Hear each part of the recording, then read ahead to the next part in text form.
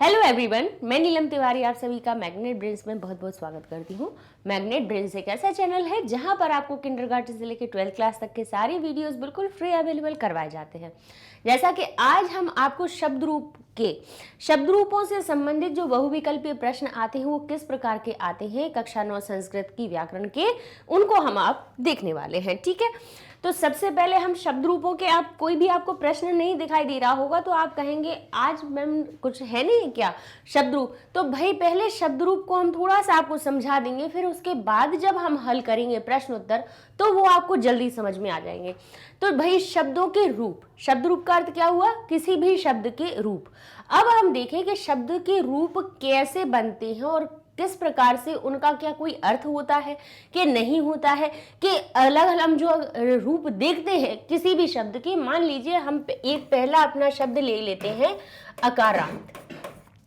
क्या ले लिया हमने, अकारांत। अकारांत का अर्थ हुआ ऐसा शब्द जो छोटे आ से अंत हो रहा हो। मान लीजिए ये लिखा है हमारा बालक, ठीक है, बालक, राम,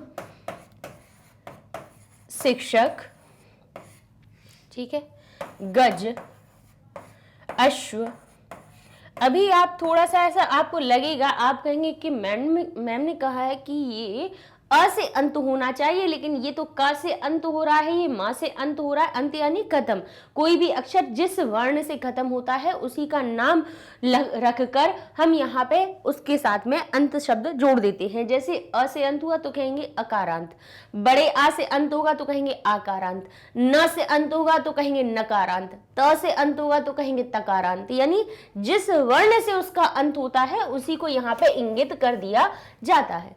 ठीक है, तो यहां पे कह रहे हैं बालक, क्या कहा, बालक। तो आप कहेंगे यहां पर तो ये क से अंत हो रहा है, यहां पे ये मां से अंत हो रहा है, यहां पे ये क से अंत है, यहां पे ये जा से अंत है, यहां पे ये व से अंत है।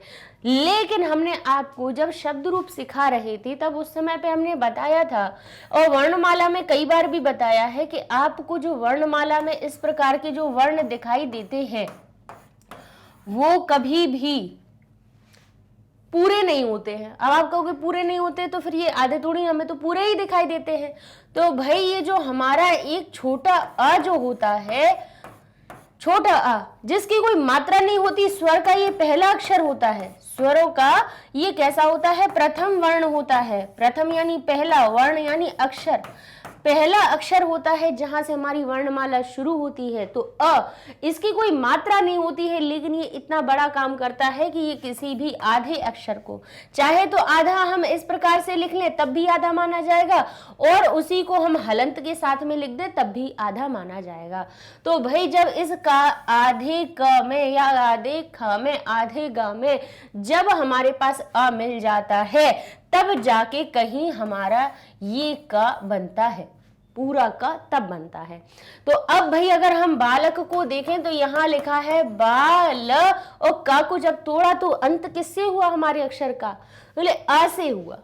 किससे हुआ, अ से। तो अगर यहां पर आपको, अब आप कहोगे कि हमें कैसे पहचान होगी, तो भाई सिंपल सी बात है कि जहां पर आपको पूर्ण व्यंजन दिख जाए, मात्रा कोई ना लगी हो, बस व्यंजन वर्ण हो, का से लेके कौन सा हम कह रहे ज्ञा तक, कोई भी अक्षर लिखा हुआ हो और वो पूरा दिखे, आपको समझ जाना कि इसमें अ लगा हुआ है, मात्रा ना दिखे।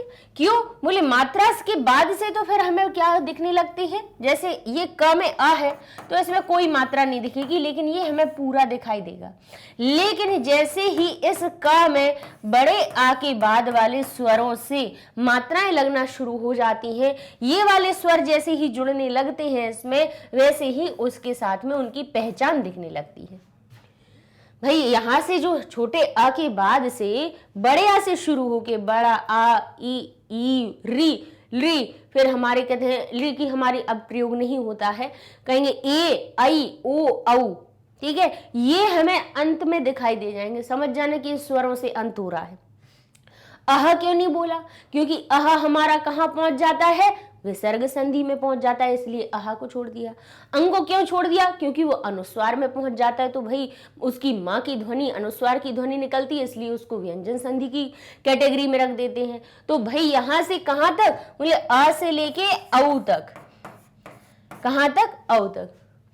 आ ई री हमारा उ, फिर हमारा क्या हुआ? ए ऐ ओ औ। इस प्रकार से ई से आ से लेके औ तक के जितने भी वर्ण होंगे उन सभी जब वो जुड़ेंगे किसी भी व्यंजन में तो उनकी मात्राएं दिखने लगती हैं, तो उनकी तो पहचान हमें हो जाती है। जैसे का में आ जोड़ा तो हमारा का बन गया, का में जब ई जोड़ेंगे तो हो जाएगा की, जब बड़ी ई की मात्रा जोड़ेंगे तो की दिखेगा, जब छोटा ऊ होगा तो कू कहेंगे, बड़ा ऊ होगा तो कू कहेंगे, री लगेगा तो क्री कहेंगे, ठीक है। और हम कहेंगे का में जब ए की मात्रा लगेगी तो के कहेंगे, और इस प्रकार से दिखाई देगा। अपने चिन्ह के साथ में हर मात्राएं दिखाई देंगी, हर स्वर अपनी मात्रा के द्वारा दिखाई देता है। फिर कहेंगे ओ की मात्रा, फिर कहेंगे औ की मात्रा, इस प्रकार से ऐ की मात्रा, देखिए के हो गया, कई की ऐ की मात्रा, और यहाँ लगा ऐ की मात्रा जुड़ेगी तो दो मात्राएं दिखने लगेंगी, ओ की मात्रा दिखेगी तो इस प्रकार से एक डंडे के साथ में एक मात्रा, और औ में हमारी एक डंडे के साथ में दो मात्राएं दिखाई देने लगती हैं। तो भाई यहां से लेके कहां से कहां तक हमने कहा? आ से लेके औ तक तो क्या होता है? जो भी स्वर जुड़ता है उसकी हमें मात्रा दिखाई देती है, और फिर हम उसको कैसे गिनते हैं? जब बड़े आ की मात्रा लगेगी तो अब हम उसको क्या कहेंगे? उस वर्ण को कहेंगे आकारांत। बड़े आ से अंत हो रहा, भाई मिट गया, लो फिर से बना दिया, ये क्या हो जाएगा? आकारांत, ठीक है।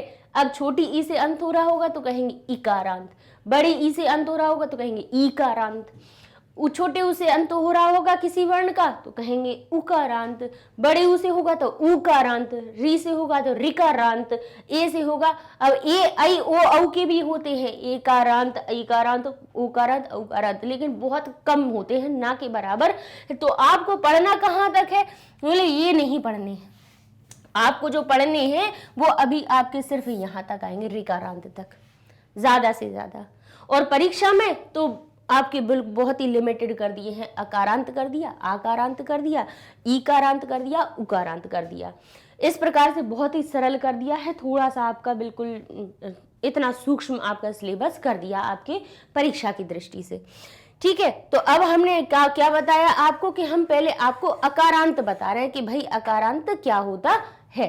तो जिन वर्णों का अंत, जिन शब्दों का अंत अवर्ण से हो, किसी भी शब्द का अंत जब हमारा आवर्ण से होता है तो उसी को कहते हैं हम अकारांत, ठीक है।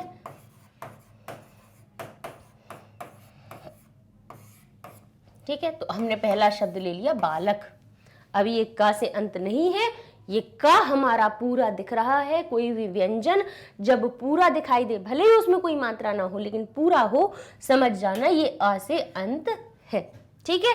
क्योंकि इसके अंदर ये का हमारा तब पूरा बना जब इसके अंदर क्या था? अ जुड़ गया, ठीक है। तो ये हमारा किससे अंत हो रहा है? अ से अंत हो रहा है, ठीक है। अब हम इसके शब्द रूप देखेंगे। अच्छा, जब इसके रूप देखें तो बालक के आपको 21 प्रकार के अलग अलग रूप दिखाई देते हैं। बोले वो कैसे?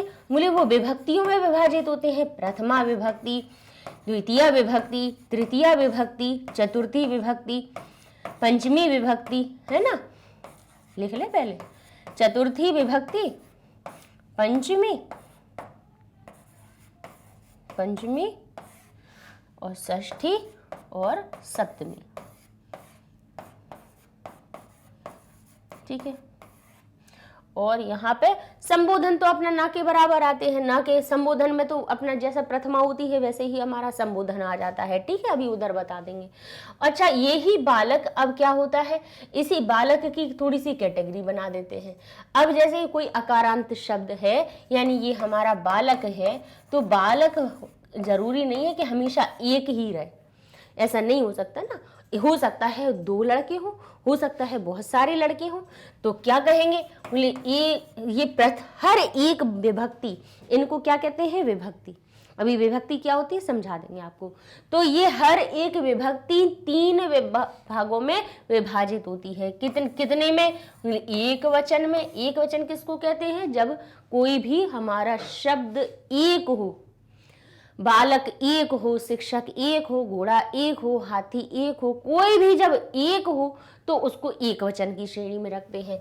फिर वही जब हमारे दो हो जाते हैं तो हम उसको द्विवचन कह देते हैं। वचन का अर्थ होता है नंबर। क्या होता है? नंबर यानी संख्या। एक संख्या में एक है तो एक वचन, संख्या में वही दो हो गए तो द्विवचन, और वही कोई भी शब्द जब संख्या में बहु हो जाए तो यानी ये दो से ज्यादा हो जाए तब हम उसको बहुवचन की श्रेणी में रखते हैं।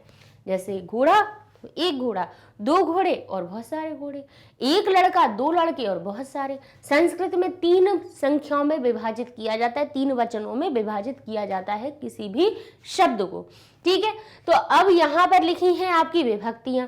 थोड़ा सा ऊपर लिख दें जिससे कि नीचे की फिर दिखाई देने में समस्या आ सकती है आपको, इसलिए हम थोड़ा सा ऊपर लिख देंगे। ठीक है, यहाँ से लिख देते हैं। ये हो गई प्रथमा, फिर हमारी हो गई द्वितीया, थोड़े छोटे छोटे भी लिख देते हैं। ठीक है, फिर हो गया हमारा तृतीया। ठीक है, फिर चतुर्थी। अभी हम ये देखेंगे कि ये भाई इनके जरूरी क्या है, बालक से ही काम क्यों नहीं चल रहा है। हिंदी में तो बालक से ही काम चल जाता है, लेकिन इसमें ऐसा क्यों हो रहा है कि हमें अलग अलग प्रकार के रूप देखने पड़ रहे हैं। कहीं अभी हम देखेंगे बालकम बन जाएगा, कहीं बालकेभ्य बन जाएगा, कहीं बालकाभ्यम बन जाएगा। भाई ऐसा क्यों हो रहा है ये सारी चीजें, तो उसको देखने के लिए हम इन शब्द रूपों के पहले अर्थों को देख लेंगे। क्या देख लेंगे? अर्थों को। अंत में आ जाता है संबोधन। क्या आ जाता है? संबोधन। तो अभी अपन इसको संबोधन को देख लेंगे। संबोधन तो अंत में सिर्फ किसी को संबोधित करते हुए, किसी को जब पुकारते हैं उस समय पर हम प्रयोग किए जाते हैं। ठीक है, अब आप देखेंगे कि भाई ये हमारे पास विभक्तियां दिखाई दे रही हैं। कौन सी? प्रथमा से लेकर सप्तमी तक की। ठीक है, अभी अपन इसको छोड़ देते हैं। ठीक है, अंत में देखेंगे उसको। तो ये जो प्रथमा विभक्ति, द्वितीय, तृतीय, चतुर्थी, पंचमी, षष्ठी, सप्तमी, तो ये क्यों बना, ये इतने भागों में इसको विभाजित क्यों किया? तो अब हम आपको बताएं कि ये जो प्रथमा विभक्ति है, ठीक है, प्रथमा विभक्ति अपने साथ में ने का चिन्ह लेकर चलती है। किसका चिन्ह लेकर चलती है? ने का। यानी अगर हम कहें बालक ने पुस्तक पढ़ी, तो बालक में के साथ में एक जो शब्द जुड़ा बालक में, हमने यहां लिखा बालक ने पुस्तक पढ़ी। ठीक है, तो यहां पे बालक के साथ में एक चिन्ह जुड़ गया ने। क्या जुड़ गया? ने। अब जैसे ही बालक शब्द में ने का चिन्ह जुड़ा तो संस्कृत में ने को हम, संस्कृत में, हिंदी में हम ने से दर्शा देते हैं, संस्कृत में ने को दर्शाने के लिए हमारे पास प्रथमा विभक्ति होती है। जैसे कहा कि बालक ने, तो यहाँ पे बालक एक है, तब हम क्या कहेंगे? इस ने के चिन्ह को दर्शाने के लिए, संस्कृत में परिवर्तित करने के लिए बालक शब्द में प्रथमा विभक्ति के एक वचन का रूप बालकः लिख देंगे। क्या लिख देंगे? बालकः। तो जहां पर हिंदी में हम साथ में ने लिख देते हैं, वहीं पे हम संस्कृत में ने को दर्शाने के लिए बालकः लिख देते हैं। ठीक है, अब कहेंगे कि बालक, अभी द्विवचन पे अपन बाद में आएंगे। अब हाँ ठीक है, द्विवचन भी साथ में देख लेते हैं। अब कहते हैं कि दो बालकों ने, क्या कहा? दो बालकों ने पुस्तक पढ़ी। अब यहाँ पे बालक एक ना हो कि दो हो गए और दोनों, दो में भी ने लगा हुआ है, तब हम क्या करेंगे? तब फिर से ने का उठाएंगे। ने का चिन्ह कहाँ आता है? प्रथमा विभक्ति में। आपको कारक याद, तो बच्चों को ये याद तो सबको होते हैं, जब उन्हें याद कर पूछो कि कारक क्या होते हैं तो कहेंगे कर्ता ने कर्म को कर्ण से, संप्रदान के लिए अपादान से, संबंध काकी के, और संबोधन में पर, अधिकरण में पर, ये बता देते हैं। लेकिन ये नहीं समझ पाते हैं कि भाई ये आपको ये टेबल जो रटवाई गई है वो किस लिए रटवाई गई है। वो इसलिए रटवाई गई है कि जिससे पता हो कि कर्ता का चिन्ह ने होता है, वो कर्तरी प्रथमा। सूत्र कहता है कि कर्ता में प्रथमा विभक्ति लगाना है, यानी काम करने वाला जो होता है उसमें प्रथमा विभक्ति लगाई जाती है। यहाँ पुस्तक को पढ़ने का काम कौन कर रहा था? बालक कर रहे थे, तो कर्तरी प्रथमा, कर्ता में प्रथमा विभक्ति लगाई जाती है, तो हमने यहां लगा दी विभक्ति। ठीक है, तो प्रथमा विभक्ति का एक वचन का रूप बना बालकः। बालक जब दो हो गए, काम करने वाले बालक कितने हो गए, वचनों में दो हो गए, तो उनका अब रूप भी द्विवचन वाला लगेगा, तो बालकौ कहेंगे। जब यहाँ पर परिवर्तन हो रहा है तो यहाँ पर क्यों नहीं होगा? फिर कहेंगे यहाँ पे कह रहे हैं कि बालकों ने पुस्तक पढ़ी, अब कोई संख्या नहीं है, ना एक है ना दो है, यानी बालकों। अब ये कह रहा है कि बहुवचन की बात हो रही है, कोई संख्या दर्शाई नहीं जा रही है। तब हम क्या कहेंगे, बोले जब यहाँ पे परिवर्तन हुआ है तो यहाँ पर भी परिवर्तन होके ये हमारा बन जाएगा बालका। क्या बन जाएगा? बालका। ठीक है, अब नी का चिन्ह कभी हो भी सकता है और कई बार छुपा हुआ होता है, लेकिन फिर हमें ये देखना है कि भाई कर्ता जो हो रहा होगा, जो भी कर्ता होगा, यानी उस कोई यहाँ, अब कर्ता कैसे पहचानेंगे? तो भाई जो काम हो रहा है, जैसे कहा हमने छात्र दौड़े, अब यहाँ काम क्या हो रहा है? क्रिया जिसको कहते हैं, धातु जिसको कहते हैं, संस्कृत में हम धातु कहते हैं, फिर उसकी रूप बनाते हैं तो धातु रूप कहते हैं। यहाँ पर कह रहे हैं कि क्रिया कौन सी है, काम कौन सा हो रहा है, कह रहे दौड़ने का काम। और अब आपसे सिर्फ सिंपल सा ये प्रश्न पूछ लीजिए अपने आप से कि यहाँ पे दौड़ने का काम कौन कर रहा है, आपको कर्ता मिल जाएगा। तो यहाँ दौड़ने का काम कौन कर रहा है? छात्र कर रहा है, तो छात्र कर्ता हो गया। कौन हो गया? कर्ता हो गया। जरूरी नहीं है कि उसमें नी का हमेशा आपको जुड़ा हुआ दिखे, नहीं जुड़ेगा तो कर्ता को जब हम क्या कहें, संस्कृत में परिवर्तित करने के लिए क्या करेंगे, बोले कर्तरी प्रथमा, प्रथमा विभक्ति के रूप लगाएंगे। आप जब भी कर्ता लिख रहे होंगे, आप जब हिंदी को संस्कृत में परिवर्तित करते हैं या फिर किसी प्रकार के खाली स्थान करते हैं या कोई भी अर्थ लगाते हैं, तब हमें ये देखना होगा कि जहाँ पे जो कर्ता होगा उसमें प्रथमा विभक्ति लगाई जाती है। अच्छा, एक और बात आती है कि प्रथमा विभक्ति क्या सिर्फ कर्ता में ही लगती है क्या कर्ता में ही लगती है? बोले हाँ, कर्ता में तो लगती है, लेकिन एक जगह और लगती है। बोले कौन सी जगह होती है? वो होती है संज्ञा। संज्ञा का अर्थ क्या होता है? नाम। संज्ञा का अर्थ क्या होता है? नाम। यानी दुनिया में आपको जितनी वस्तुएं दिखाई दे रही हैं, या व्यक्ति दिखे, कोई वस्तु दिखे, कोई जीव जंतु दिखे, जो भी कुछ भी आपको दिखाई दे रहा है, तो किसी ना किसी का हर एक नाम जरूर होगा। अपनी नजर घुमाइए, आपको पंखा दिख जाएगा, लाइट दिख जाएगी, आपको बल्ब दिख जाएगा, आपको पंखा दिख जाएगा, अपनी टीवी दिख जाएगी, सामने रिमोट दिख जाएगा, फोन दिख जाएगा, कॉपी दिख जाएगी, हाथ दिख जाएंगे। हर एक चीज का कुछ ना कुछ तो नाम है ना नाम। उस नाम को दर्शाने के लिए क्यों क्या करें? नाम ही संज्ञा होती है। क्या कहते हैं? जो नाम है वो ही संज्ञा है। सिंपल भाषा में जब हम वो एक लाइन पढ़ते थे ना, किसी व्यक्ति, वस्तु या स्थान के नाम को हम संज्ञा कहते हैं, सब भूल जाओ, सिर्फ याद रखो कि नाम का मतलब संज्ञा। ठीक है, नाम है किसी का तो वो संज्ञा है, और उस संज्ञा को दर्शाने के लिए भी हम ये प्रथमा विभक्ति के रूपों का प्रयोग करते हैं। तो दो जगह आपका प्रयोग होगा प्रथमा विभक्ति। कहाँ पर? एक तो कर्ता, यानी जो काम करने वाला हो रहा होगा उसको दर्शाने के लिए हम प्रथमा विभक्ति लगाएंगे, या फिर किसी का नाम दर्शाने के लिए भी संज्ञा शब्द लगाएंगे। अब आप कहेंगे कि हम कैसे पहचाने कि ये कर्ता है या संज्ञा है? तो भाई कर्ता तब बनता है जब कोई ना कोई काम हो रहा हो। जैसे कहा कि बालक पढ़ता है, तो यहाँ पढ़ने का काम कौन कर रहा है? बालक। तो बालक यहाँ बन गया कर्ता, और यहाँ कह दिया कि यह बालक है। क्या कहा हमने? यह बालक है। अब यहाँ पे जो बालक है वो क्या है? वो केवल नाम है, यहाँ पे काम नहीं कर रहा है वो कोई। यह बालक है, बस बता दिया यह बालक है, बालक पढ़ता है। तो जब पढ़ने का काम किया तब वो कर्ता बना, जब तक कि केवल नाम बता रहे थे तब उसको क्या कहेंगे? तब ये हमारा संज्ञा रहेगा। क्या रहेगा? संज्ञा। तो दोनों ही कंडीशन में प्रथमा विभक्ति लगनी है। यहाँ पर भी बालक शब्द का रूप बनेगा बालकः पठति, और यहां पर भी कहेंगे हम एषः बालकः। तो बालक शब्द का हमने रूप देखा कि संज्ञा दर्शाने के लिए भी प्रथमा विभक्ति का प्रयोग किया गया और कर्ता को दर्शाने के लिए भी प्रथमा विभक्ति का प्रयोग किया। अब वो कर्ता या संज्ञा एक भी हो सकते हैं, दो भी हो सकते हैं और बहुत सारे हो सकते हैं, वचनों के अनुसार परिवर्तित हो जाते हैं। ठीक है, अब यहाँ पर ये हमने बता दिया प्रथमा विभक्ति। अब आते हैं अपन द्वितीय विभक्ति पर। किस पर आते हैं? द्वितीय पर। द्वितीय विभक्ति कहाँ लगाई जाती है तो देख लेते हैं। अभी बिल्कुल अपन साधारण सी चीजों पे चल रहे हैं।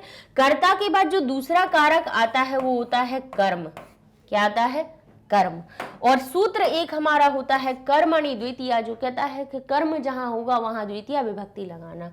अच्छा, अब कहें कि कैसे पहचान करें? तो जहां को या को का भाव निकले, या तो देखिए अभी अपन ने क्या पढ़ा कि ने या ने का भाव निकले तब प्रथमा विभक्ति लगाना। यहाँ कह रहे हैं को या को का भाव ही निकले। कहें राम पुस्तक पढ़ता है या राम पुस्तक को पढ़ता है, एक जगह तो को लगा दिया और एक जगह नहीं लगाया, तो जरूरी नहीं है हर जगह हमें को दिखाई दे, नहीं दिखाई दे, लेकिन वो पढ़ने के द्वारा। अब एक और सूत्र होता है जो पहचान करवाता है। कैसे? वो कहता है कि कर्तुरीप से तमम कर्म, यानी कर्ता का जो ईप्सित होता है, प्रिय होता है, वो कर्म कहलाता है। ठीक है, तो यहाँ पे हमने क्या कहा कि या तो आपको किसी वाक्य में को दिख जाए और नहीं दिखे तो वो काम के द्वारा जिस चीज को करना चाह रहा हो वही उसका कर्म है। जैसे पढ़ने के द्वारा वो किसको पढ़ना चाह रहा है? पुस्तक को पढ़ना चाह रहा है। कह रहे हैं माता भोजन पकाती है, पकाने के द्वारा क्या पकाना चाह रही है? भोजन पकाना चाह रही है। बालक दूध पीता है, बालक पीने अपनी क्रिया के द्वारा किसको पीना चाह रहा है? दूध को, जल को, चाय को, लस्सी को किसको पीना? तो वो उसका कर्म हो गया। कहे छात्र विद्यालय जाते हैं, तो कहें जाने के द्वारा कहाँ जाने चाह रहे हैं? विद्यालय जाना चाह रहे हैं, विद्यालय उसका कर्म हो गया। ठीक है, सीता गीत गाना चाहती है तो गाने के द्वारा वो क्या गाना चाह रही है? गीत गा रही है कि कोई चौपाई गा रही है कि कोई दोहा को गा रही है, क्या गा रही है? कविता को गा रही है, वो तो गीत को गा रही है, तो गीत उसका कर्म बन गया। कर्म क्या होता है? कर्ता अपनी क्रिया के द्वारा, कर्ता जो काम कर रहा है ना उसके द्वारा वो जिस चीज को सबसे ज्यादा चाह रहा है वही हमारा क्या होता है? कर्म होता है। ठीक है, जैसे कहें घोड़ा घास को खाता है तो घोड़ा कौन हो गया? कर्ता, काम करने वाला। क्रिया उसकी क्या हो गई? खाना। लेकिन किसको खाने के द्वारा वो क्या खा रहा है? घास खा रहा है, चने खा रहा है कि क्या खा रहा है? वो घास खा रहा है, तो घास उसका कर्म हो गया। ठीक है, और कर्मणि द्वितीय सूत्र कहता है कि कर्म जहां होगा उसमें द्वितीय विभक्ति लगाएंगे। जैसे हमने कहा शिक्षक बालक को देखते हैं। क्या कहा हमने? शिक्षक बालक को देखते हैं, बालिका को देखते हैं, दोनों दो बालकों को देखते हैं, बहुत सारे बालकों को देखते हैं, सब बालकों को देखते हैं कि करके कि क्या कर रहे हैं कोई। ठीक है, तो अब हमने कहा उसी बालक शब्द में अब ने का भाव हट गया, को का भाव जुड़ गया। तो अब हम क्या कहेंगे? जब बालक में हमने ने लिखा हुआ था तब तो हमने ये बना दिया था बालकः, दो बालकों ने बालकौ, बहुत सारे बालकों ने तो बालकाः। लेकिन अब यहाँ पे ने की जगह अब को आ गया, तो क्या हम फिर वही के वही रूप रखेंगे? क्या नहीं रखेंगे, बदल जाएंगे। तो क्या कहेंगे? द्वितीय विभक्ति में अब यहाँ पे बालक कौन हो गया? काम करने वाला नहीं हो गया, यहाँ पे काम करने वाले हो गए शिक्षक। बालक को देखते हैं, ठीक है, या शिक्षक बालक को पढ़ाते हैं। ठीक है, शिक्षक बालक को पढ़ाते हैं। अब ये तो सटीक लग रहा है, वाक्य सही है ना? शिक्षक बालक को पढ़ाते हैं, दो बालकों को पढ़ाते हैं, बहुत सारे बालकों को पढ़ाते हैं। तो अब वही प्रथमा विभक्ति जो बालक में जुड़ी हुई थी अब वो यू टर्न मारेगी। कहाँ जाएगी? बोले वो तो वहां जाती है जो काम करने वाला होता है। अब यहाँ बालक कोई काम नहीं कर रहा है, काम कौन कर रहे हैं? शिक्षक कर रहे हैं।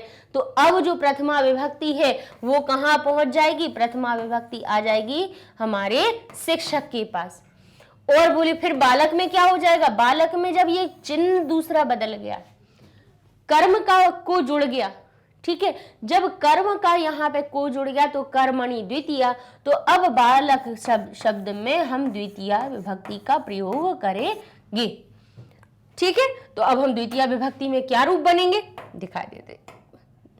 तो यहाँ बना था हमारा बालकः बालकौ बालकाः, तो द्वितीय विभक्ति में वही हमारा बन जाएगा बालकम। बालकम या तो मां हलंत के साथ लिख दीजिए या अनुस्वार के साथ लिख दीजिए। ठीक है, मोनुस्वार संधि में हमने आपको लास्ट वीडियो में सिखाया था कि कहाँ पे आपको अनुस्वार लगाना रहता है, कहाँ मां हलंत लगाना रहता है, लेकिन बात एक ही होती है। ठीक है, संधि के नियमों से मां हलंत, कहीं मां हलंत आता है और कहीं पे अनुस्वार आ जाता है, तो कहेंगे बालकम। द्वितीय विभक्ति में एक वचन में तो कहेंगे बालकम, और वही बालक अगर दो होंगे तो कहेंगे बालकौ। अच्छा, ये दोनों समान रहते हैं, यहाँ ज्यादा कोई परिवर्तन नहीं होता। द्विवचन वाली बहुत अच्छी विभक्तियां होती हैं, ज्यादा बच्चों को परेशान करने के लिए नहीं बनी होती हैं, और क्या करती हैं, बहुत कुछ समान रूप बना लेती हैं। दो एक जैसे बन जाएंगे, तीन एक जैसे बन जाएंगे, दो एक जैसे बन जाएंगे, द्विवचन खत्म, है ना। तो यहाँ पे क्या रूप बनेगा, बालकम बालकौ बालकान। अब जो प्रथमा विभक्ति थी कहाँ पहुंच जाएगी, शिक्षक के पास, तो शिक्षक तो एक है तो शिक्षक बन जाएगा शिक्षकः। अब आप कहेंगे ये तो बालक बन रहा था बालकः, शिक्षक शिक्षकः क्यों बन गया, तो भाई शिक्षक भी तो हमारा अकारांत शब्द है, तो हम ये पढ़ तो अकारांत ही रहे हैं, तो अकेला ऐसा नहीं है कि ये जो रूप बनने हैं वो केवल बालक के बनेंगे। बालक, अज, हमारा गज, अज हो गया, गज हो गया, बालक हो गया, शिक्षक हो गया, अध्यापक हो गया, जितने अ से अंत होने वाले शब्द होंगे, कौन से, पुल्लिंगवाची, अकारांत, और वो भी कैसे, पुल्लिंग, सभी ऐसे ही बनेंगे। जैसे बालक बालकः बना, शिक्षक शिक्षकः बन जाएगा, अध्यापक अध्यापका बन जाएगा, छात्र छात्रः बन जाएगा। ऐसा नहीं होगा कि शिक्षक के लिए कोई फिर दूसरी विभक्तियां लगाई जाएं। अकारांत तो होना चाहिए, क्या होना चाहिए, अकारांत तो होना चाहिए, और इसके के साथ साथ में पुल्लिंग होना चाहिए। अकारांत और पुल्लिंग होगा तो उसके बालक जैसे ही रूप बनने वाले हैं। राम रामः हो जाता है, कृष्ण कृष्णः हो जाता है, काक काकः हो जाता है। ठीक है, अब यहाँ पे हमने कहा शिक्षक में प्रथमा विभक्ति लगा दी। अब चलते हैं हम द्वितीय विभक्ति पर। ठीक है, द्वितीय विभक्ति को देखें तो अब बालक के साथ में को का चिन्ह जुड़ा हुआ है, तो बालक में को का चिन्ह जोड़ने के लिए द्वितीय विभक्ति का एक वचन का रूप लगा देंगे, और बालक को की जगह बन जाएगा हमारा बालकम। क्या बन जाएगा, बालकम। शिक्षकः बालकम पाठयति, पढ़ाते हैं, पठति पढ़ते हैं, और पाठयति यानी पढ़ाते हैं। ठीक है, तो ये क्या हो गया, शिक्षकः बालकम पठयति। अब समझ में आ गया आपको। अब वहीं बालक दो अगर बालकों को पढ़ा रहे होते, यहाँ पे बालक नहीं, यहाँ पे दो बालकों को पढ़ा रहे होते, तो शिक्षक ऐसा नहीं है कि बालक दो हो गए तो शिक्षक का यहाँ हम द्विवचन का रूप लगा दें, नहीं, ये एक ही बने रहेंगे। यहाँ पे दो बालकों का रूप हम बालकौ लिख देंगे। फिर नहीं, बहुत सारे बालकों को पढ़ा रहे हैं, बालकों को, अब ये बहुवचन हो गया, तो यहाँ पे हमारा हो जाएगा, क्या बन जाएगा, बालकान।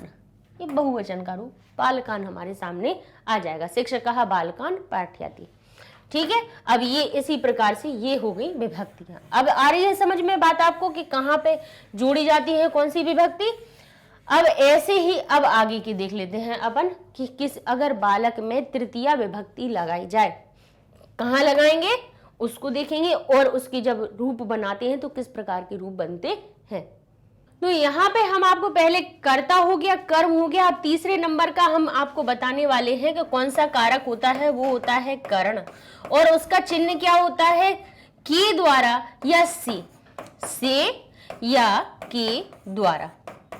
ठीक है, ये चिन्ह होता है। अर्थात इसका अर्थ क्या होता है, कहते हैं साधक तमम कर्णम, यानी जो साधक बनता है, साधक यानी सहायक बनता है, काम को करने में जो सहायता प्रदान करता है वो कर्ण होता है हमारा। और कर्णे तृतीया सूत्र कहता है कि कर्ण में तृतीया विभक्ति लगाइएगा। जहां पर हम कहें कि मैं आंखों से देखता हूं, तो यहाँ पे मैं करता हो गया, देखना मेरी क्रिया हो गई, लेकिन मेरी सहायता कौन कर रही है, मेरी आंखें कर रही हैं। मैं मुख से बोलता हूँ, भाई कोई कान से नहीं बोलता है, मुंह से ही बोलते हैं, लेकिन सहायक तो यहाँ पे मुख बन रहा है ना, हाथ तो नहीं बन रहे हैं। मैं हाथों से लिखता हूँ, अब यहाँ पे हाथ हमारे सहायक बन रहे हैं, पैर नहीं बन रहे हैं। मैं पैरों से चलता हूँ, तो यहाँ पे पैर सहायक हो गए, वो में कौन हो गए, कर्ण हो गए। तो आंख, नाक, मुंह हमारा कानों से सुनता हूं, कान आपके सहायक हो गए, तो कान आपके करण है। जहां पे भाई क्रिया को करने में जो सहायक बनता है, साधक तमम करणम, जो साधक होता है, जो साधन बनता है, जो सहायक बनता है, वो हमारा करण होता है। और करणेश तृतीया, कहते हैं करण में तृतीया विभक्ति लगाइएगा आप। तो कैसे कहेंगे, क्या कहेंगे, बालक के द्वारा या बालक से पढ़ता है कहेंगे। अब यहीं पे बालक में हमने पहले ने देखा, फिर हमने को देखा, अभी बालक में के द्वारा लिख गया या बालक में से लग गया, तो बालक हमारा क्या बन जाएगा, बालक में लग जाएगा ईन, तो बालक बन जाएगा बालक ईन, जिसका अर्थ होगा बालक के द्वारा या बालक से। ठीक है, पाठ बालक की द्वारा पढ़ा गया, बालक की द्वारा पढ़ा गया, बालक में की द्वारा शब्द लगा तो बालक में बालकीन बन गया। दो बालकों के द्वारा पढ़ा गया, भाई पढ़ने का काम तो कर रहे हैं, लेकिन बालक शब्द में अब ने का भाव नहीं है, उसमें की द्वारा जुड़ा हुआ है, और की द्वारा जहां जुड़ा होगा वहां तृतीया विभक्ति लगानी पड़ेगी। तो हमारा बालक बन जाएगा बालकीन, बालकाभ्याम, और हो जाएगा बालकई, क्या बन जाएगा, बालकई। अब ऐसे ही हम जल्दी ही सारी विभक्तियों को बता दे रहे हैं। अब जैसे कहा माता बालक के लिए लड्डू बनाती हैं, तो बालक के साथ में अब लग गया हमारा कौन सा चिन्ह, बोले अब यहाँ पे करण, अब हम छोटा लिख दे रहे हैं, के द्वारा और से का भाव समझ में आ गया आपको, करण से, और से कौन सा, की द्वारा वाला। अब कहते हैं यहां पर संप्रदान, अब आता है संप्रदान, और संप्रदान का जो चिन्ह होता है वो होता है के लिए, संप्रदाने चतुर्थी, कर्तरी प्रथमा, कर्मणि द्वितीया, कर्णे तृतीया, कर्णेश तृतीया, संप्रदाने चतुर्थी, अपादाने पंचमी, संबंधे षष्ठी और अधिकरणे सप्तमी। इस प्रकार से विभक्तियां हमारी सूत्रों के द्वारा लगाई जाती हैं। तो जहां पर कह रहे के लिए जुड़ा हुआ हो शब्द के साथ में, जिस शब्द के साथ में के लिए का भाव हो, वहां पर हम लगाएंगे बालकाय, चतुर्थी विभक्ति का रूप लगा देंगे। बालक का जो रूप है वो चतुर्थी विभक्ति में परिवर्तित कर देंगे, तो बन जाएगा बालकाय, बालकाभ्याम और बालकेभ्य, क्या बन जाएगा, बालकेभ्य। फिर कहेंगे बालक से अब कोई वस्तु अलग हो रही हो, बालक से पुस्तक गिर गई, ठीक है, बालक से अलग होने का भाव आए, केवल बालक नहीं, किसी भी जगह से। वृक्ष से फल गिरता है, अश्व से बालक गिरता है, अब ये लेकिन अलग जहां से होता है उसमें पंचमी लगाते हैं, ना कि ये कि बालक से, अश्व से, घोड़े से बालक गिरता है। तो अब बालक तो गिरने का काम कर रहा है, लेकिन वो कहां से गिर रहा है, हमारे घोड़े से गिर रहा है, तो घोड़ा अपादान हो गया। जहां से कोई चीज अलग होती है उसमें हमारा अपादान कारक होता है।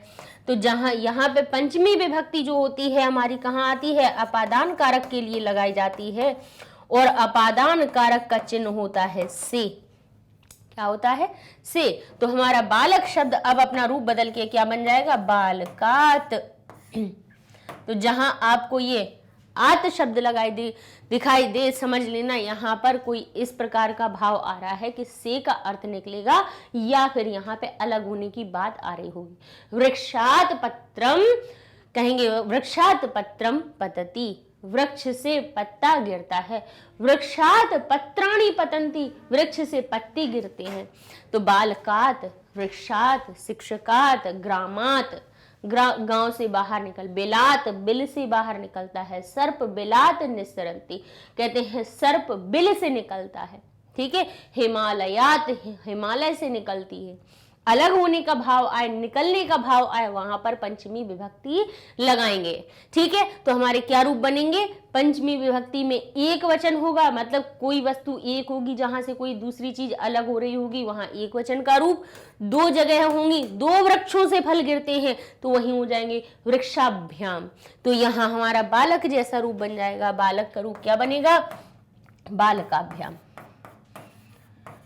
क्या बन जाएगा, बालकाभ्याम। और कहें बहुत सारे बालकों से, बहुत सारे वृक्षों से, बहुत सारे गुणों से, बहुत सारी सीढ़ियों से बच्चा गिर जाता है, तो जहां से अलग हो रहा होगा वहां पर हमारी पंचमी विभक्ति का बहुवचन का रूप लगा देंगे, बालकेभ्यः। फिर कहते हैं षष्ठी विभक्ति, अब कहेंगे बालक का घर, बालक का विद्यालय, बालक का गांव, बालक का देश, बालक का नगर। ठीक है, अब यहाँ पे संबंध, यहाँ पे काम कुछ नहीं हो रहा है, यहाँ काम कोई काम नहीं हो रहा है, लेकिन यहाँ पे एक वस्तु का दूसरे से संबंध बताया जा रहा है। तो जिस वस्तु का संबंध बताया जाता है दूसरी से, तो दूसरी में षष्ठी नहीं लगाई जाती है, जिसका संबंध है उसमें लगाई जाती है। जैसे मेरे मामा, मामा है, मामा तो मामा शब्द में कुछ नहीं लगा, कोई विभक्ति नहीं लगी, कोई विभक्ति का चिन्ह नहीं दिख रहा है, लेकिन मैं शब्द में जरूर दिख रहा है मेरे। विद्या, बालक का विद्यालय, विद्यालय के बाद कोई चिन्ह नहीं दिख रहा आपको, कोई विभक्ति का चिन्ह नहीं दिख रहा, लेकिन बालक के बाद का लिखा है। बालक की बहन, बालक का विद्यालय, बालक का नगर, बालक के शिक्षक। का की के का भाव जहां आता है वहां पर संबंध कारक होता है, संबंधे षष्ठी। क्या होता है? संबंधे षष्ठी, यानी षष्ठी विभक्ति कहाँ लगाई जाएगी? जहां पर आपका का की के का बोध हो रहा होगा। का की के रारी रे। अब आप कहोगे का की के तो दिखता है, रारी रे कहाँ दिखता है? बिल्कुल दिखता है, तुम्हारा। अब तुम के साथ में का की के नहीं लगाते, तुम का नहीं कहते हैं, तुम सबका कह देते हैं, तुम दोनों का कह देते हैं, लेकिन अकेले तुम में का लगाया जाता है क्या? कहते हैं कि तुम का विद्यालय या तुम की बहन, तुम के भाई, ऐसा कहते हैं क्या? नहीं कहते। क्या कहते हैं हम? तुम्हारा विद्यालय, तुम्हारा, तुम्हारी, तुम्हारे। तो रारी रे, काकी के और रारी रे। मेरा, मम होता है मैं, और मैं में लग जाता है रा, तो कहते हैं मेरा। मेरा नहीं होता, मेरा बन जाता है, मेरा, मेरी, मेरे। ठीक है, तो रारी रे काकी के कहाँ आता है? षष्ठी विभक्ति में। षष्ठी विभक्ति लगाए के हम रारी रे और काकी के का भाव लगा देते हैं। तो बालक शब्द में जब हम षष्ठी विभक्ति का एक वचन का रूप बनाते हैं तब बालक बन जाता है बालकस्य। जब बालक षष्ठी विभक्ति लगा के बालक का द्विवचन रूप बनाते हैं तो बालक बन जाता है बालकयोः। और जब वहीं पे हम कहें बालकों का विद्यालय, तो वहीं बालक शब्द में विद्यालय में षष्ठी नहीं लगेगी। किसका संबंध बता रहे हैं? बालक का संबंध बता रहे हैं विद्यालय से। जिससे बता रहे हैं उसमें तो प्रथमा, लेकिन जिसका संबंध है बालक के साथ, जिसके साथ में काकी की जुड़ा हो, जिसके साथ में रारी जुड़ा हो, उसमें षष्ठी विभक्ति लगाएंगे। कहें बाल का नाम। ठीक है, अब लिखा हुआ है सप्तमी। सप्तमी का भाव होता है में और पर। सप्तमी विभक्ति जहां कहाँ लगाई जाती है? जहां पे में और पर का अर्थ हमें लगाना होता है। तो ये हमारा क्या होता है? अधिकरण कारक होता है। क्या होता है? अधिकरण कारक होता है। अधिकरणे सप्तमी कहते हैं। अधिकरण यानी जो आधार बन जाता है किसी काम का, काम का आधार यानी रहने का आधार हमारा घर। मैं घर में रहता हूँ, घर के साथ में मैं लग गया। मैं विद्यालय में पढ़ता हूँ, तो मैं क्या हो गया? विद्यालय के साथ में मैं लग गया, वो क्या बन गया? अधिकरण बन गया। अब कहते हैं पक्षी वृक्ष पर बैठा है, तो पक्षी के बैठने का आधार क्या बन गया? वृक्ष पर। वृक्ष के साथ में क्या लग गया? पर। वृक्ष में अब कहें सर्प कहाँ रहता है? वृक्ष में रहता है, वृक्ष के बिल में रहता है, कोटर में रहता है, तो मैं का अर्थ निकल आया। तब क्या होगा? बोले में और पर का अर्थ जहां लग रहा होगा वहां पर हम सप्तमी विभक्ति लगाएंगे। तो बालक का रूप, जैसे बालक में बहुत गुण है, या बालक पर काला वस्त्र बहुत अच्छा लगता है, बालक पर लाल वस्त्र अच्छा लगता है, बालक पर सफेद वस्त्र। तो में और पर का जहां भाव आएगा वहां पे जैसे बालक के साथ में मैं पर लगा दें तो बालक बन जाएगा बालके। क्या बन जाएगा? बालके। तो कहा वृक्ष पर, तो कहेगा हो जाएगा वृक्ष। दो वृक्षों पर, तो हो जाएगा जैसे बालक बन जाएगा बालकयोः, ऐसे वो बन जाएगा वृक्षयोः। ठीक है, अब कहेंगे बालकों पर। एक बालक पर नहीं, दो बालकों पर नहीं, बहुत सारे बालकों पर। सभी बालकों पर काला वस्त्र अच्छा लगता है, तो कहेंगे बस बालक एक नहीं है, अब कितने? बोले वस्त्रों का आधार जो बन रहा है, बोले बहुत सारे बालक बन रहे हैं। तो बालक शब्द का अब बहुवचन का रूप लगाएंगे, हो जाएगा ये हमारा बालकेषु। क्या बन जाएगा? बालकेषु। इस प्रकार से ये हमारे रूप बन जाएंगे। यहाँ पर बस संबोधन में तो क्या होता है कि अरे बालक, अरे बालक, अरे लड़के, कहते हैं ना अरे लड़के ये कर लो, अरे दोनों इधर आओ, अरे तुम सब इधर आओ। तो लड़कों को संबोधित करने के लिए हम क्या लगा देते हैं, ही शब्द लगा के कहेंगे हे बालक, हे बालकौ, हे बालका।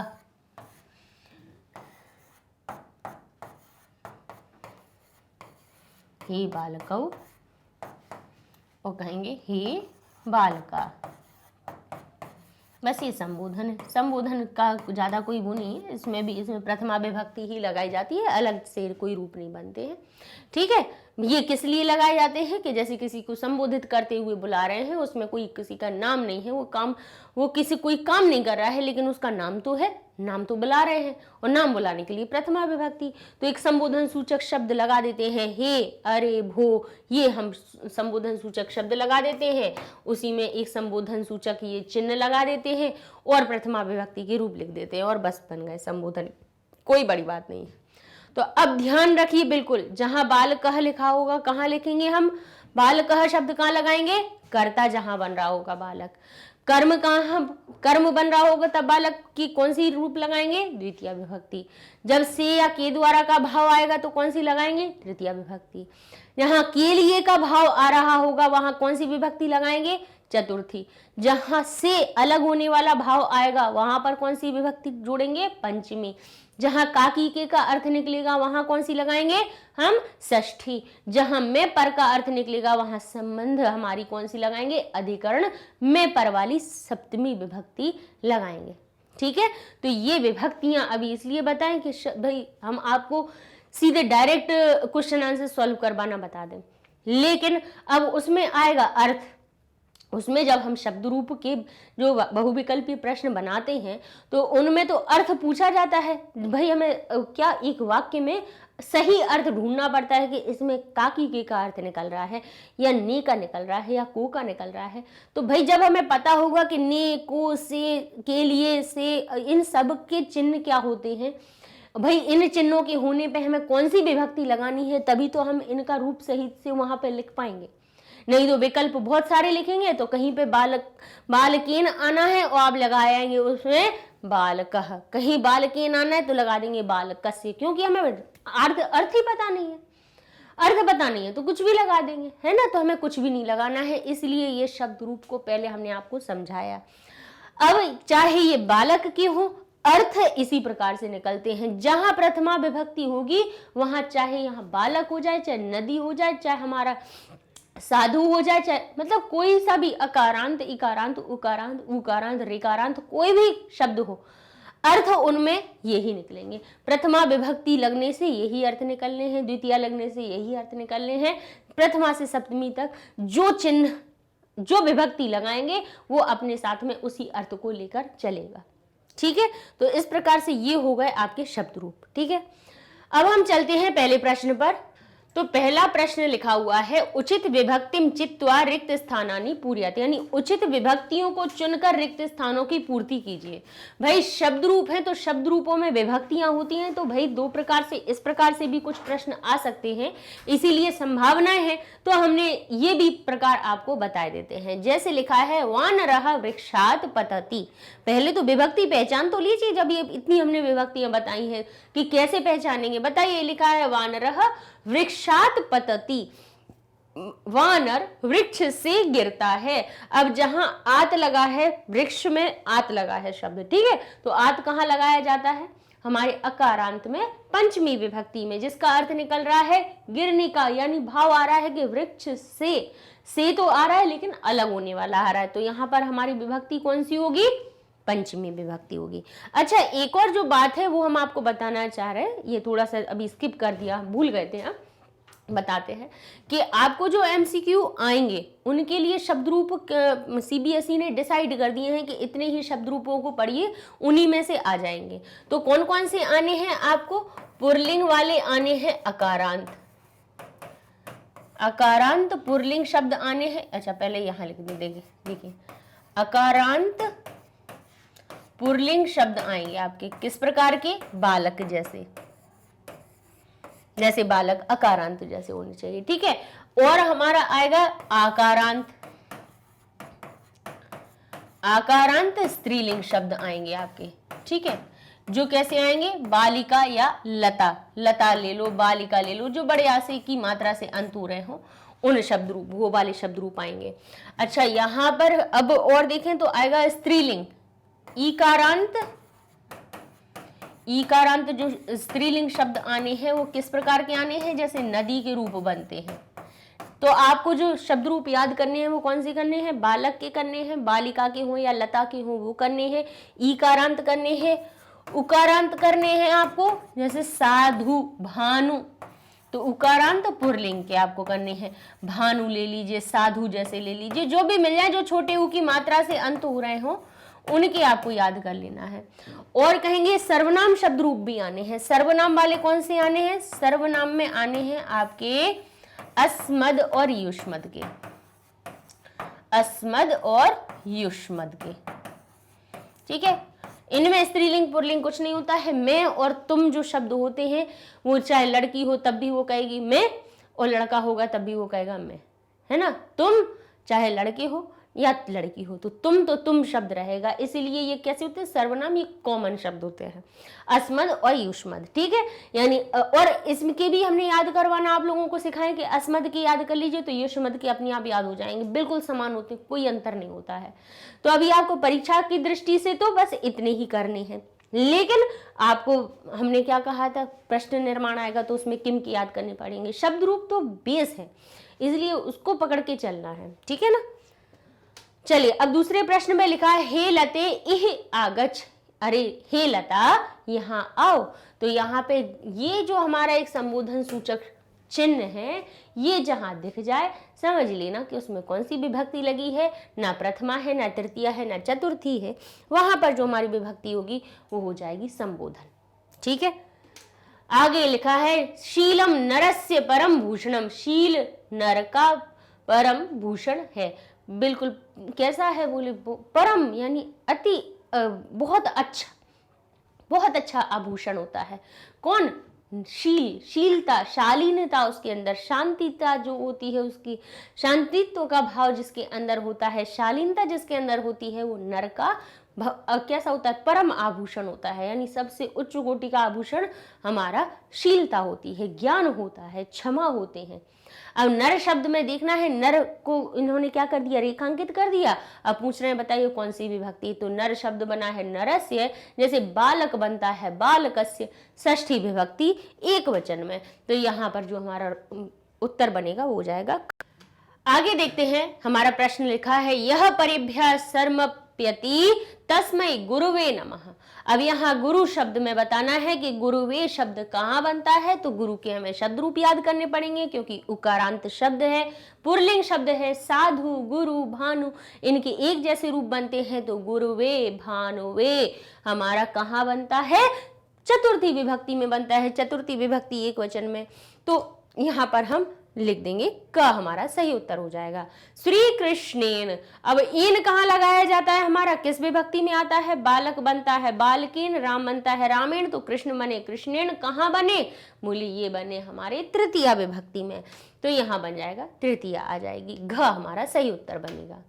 फिर लिखा है छात्रः पुस्तकम बिना विद्यालयम ना अगच्छतु, पुस्तकम बिना विद्यालयम। अब दोनों में ही देखिए म हलंत आया है, म हलंत किस विभक्ति में आता है, शब्द रूप याद करेंगे तो सब पता होगा कि द्वितीय विभक्ति जहां लगती है एक वचन में हमारा म हलंत और या फिर अनुस्वार आता है, किस विभक्ति में, द्वितीय विभक्ति में। तो यहाँ अभी जब विभक्ति अगर पहचानने के लिए आए तब तो बहुत आसान हो जाता है हमारे लिए, तो द्वितीय विभक्ति यहाँ हमारी सही हो जाएगी। अब इसी में प्रश्न आ जाता है कि उचित शब्द रूपाणी चित्वा रिक्त स्थानानि पूर्य। अब यहीं पे आपको विभक्ति चुनने के लिए ना आके अब आपसे शब्द रूप चुनने के लिए आ जाए, तब आप क्या करेंगे, तब यहाँ पर अब आपको अर्थ ढूंढना पड़ेगा। इसीलिए अब थोड़ा सा ध्यान से हम इनको पढ़ेंगे, ठीक है। लिखा है ग्रहम यानी घर, कुत्र यानी कहाँ, अस्ति यानी है। अब कह रहे हैं घर कहाँ और है, घर कहाँ है। अब यहां लिखे हैं तुम के शब्द रूप, क्योंकि अस्मद और युष्मद के शब्द रूप आने हैं, ठीक है। अस्मद और युष्मद के शब्द रूप आने हैं तो युष्मद का अर्थ होता है तुम, और तुम के कितने शब्द रूप बनते हैं, जैसे बालक के 21 बनते हैं तो हर एक के शब्द रूप 21 बनते हैं, 7 विभक्ति में 3-3। ठीक है। अब यहाँ पे हम पढ़ेंगे कि त्वाम शब्द का क्या रूप बनता है। तो त्वाम बनता है तुमको, कहाँ बनता है, द्वितीय विभक्ति में, तो इसका अर्थ निकलता है तुमको। तब, तब कहाँ बनता है, षष्ठी विभक्ति में, एक वचन में, जिसका अर्थ निकलता है तुम्हारा। त्वम का अर्थ होता है तुम, और त्वयि का अर्थ होता है तुम्हारे लिए, तुम्हारे लिए। ठीक है। अब बताइए यहाँ पे अगर आपने इनके शब्द रूप याद कर लिए तो आप पहचान जाएंगे कि इसमें द्वितीय विभक्ति लगी है। अच्छा, तुम में को का अर्थ निकल रहा है। तब में षष्ठी विभक्ति लगी है तो आप जान जाएंगे कि इसमें तुम का तो नहीं कहते लेकिन तुम्हारा कहते हैं षष्ठी विभक्ति, तो बोले ये कहेंगे इसका अर्थ तुम्हारा निकल रहा है। त्वम का अर्थ तुम निकल रहा है और त्वयि का अर्थ तुम्हारे लिए निकल रहा है। तो अब देख लीजिए कि इसमें हमारा कौन सा उत्तर सही होगा। तुमको घर कहाँ है, तुम्हारा घर कहाँ है, तुम घर कहाँ है या तुम्हारे लिए घर कहाँ है, तो बताइए इसमें कौन सा शब्द हमारा सही होगा, तुम्हारा। और तुम्हारा किससे बनता है, तब से। ऐसे हम अर्थ निकाल पाएंगे और ऐसे हमारे सही उत्तर बनेगा। तो हमारा यहाँ बताइए कौन सा उत्तर सही होगा, ख, यानी तव गृहम कुत्र अस्ति। आगे अब हमारा प्रश्न लिखा है अत्र आगच्छ। अब अत्र का अर्थ होता है यहाँ और आगच्छ का अर्थ होता है आओ। ठीक है। अब यहाँ पे अत्र और आगच्छ, पहले हम इसके अर्थ लिख लेते हैं जिससे कि क्या होता है हमें सटीक यहाँ पे पता चल जाएगा कि इन ऑप्शंस में से हम लिखें किसको। अत्र का अर्थ हुआ यहाँ, यहाँ आगच्छ का अर्थ हुआ आओ। ठीक है। अब इनके हमें क्या करने हैं, इनके अर्थ ढूंढने हैं। अच्छा, त्वाम में कौन सी लगी है, द्वितीय विभक्ति। अगर जैसे ही द्वितीय विभक्ति कहीं लगती है तो हम क्या अर्थ निकालते हैं उसका, को का अर्थ निकालते हैं। तो यहाँ अर्थ हो जाएगा को, तो हम कहेंगे तुम को। ठीक है। त्वम का अर्थ हो जाएगा तुम, क्योंकि इसमें प्रथमा विभक्ति लगी है।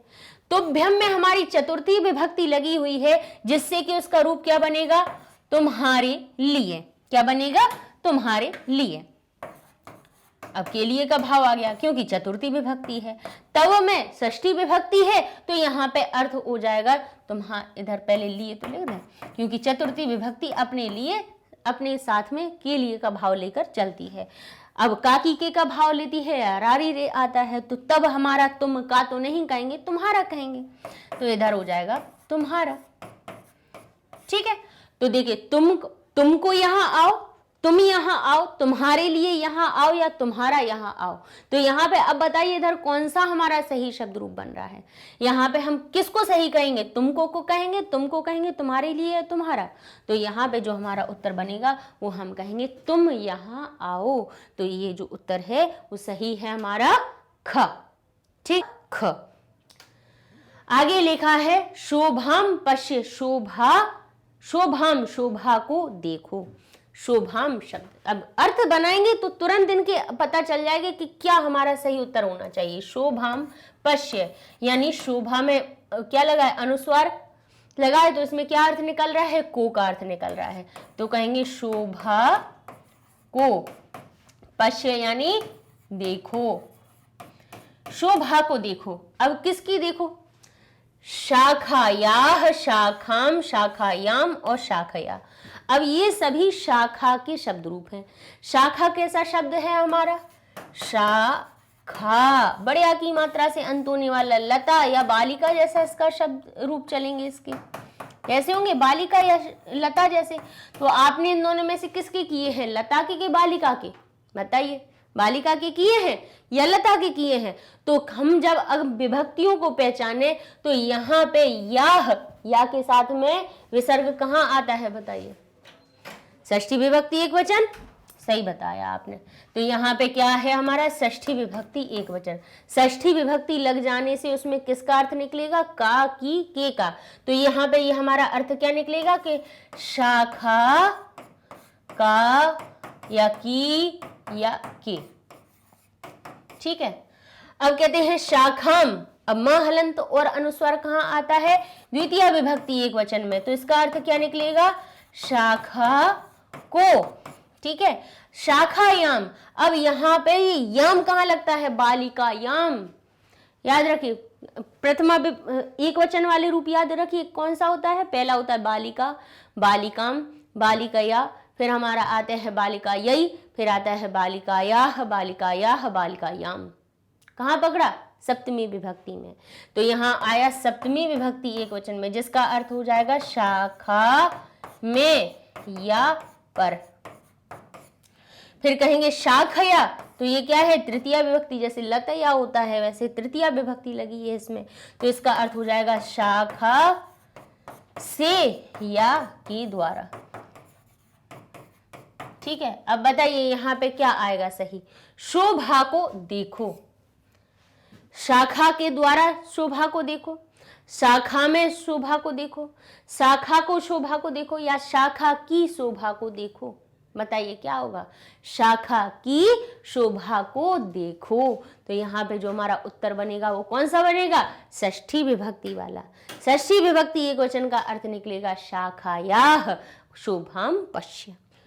आगे लिखा है प्रश्न नंबर 10, लिखा है सर्वत्र प्रकाशः अस्ति। सर्वत्र का अर्थ होता है सब जगह।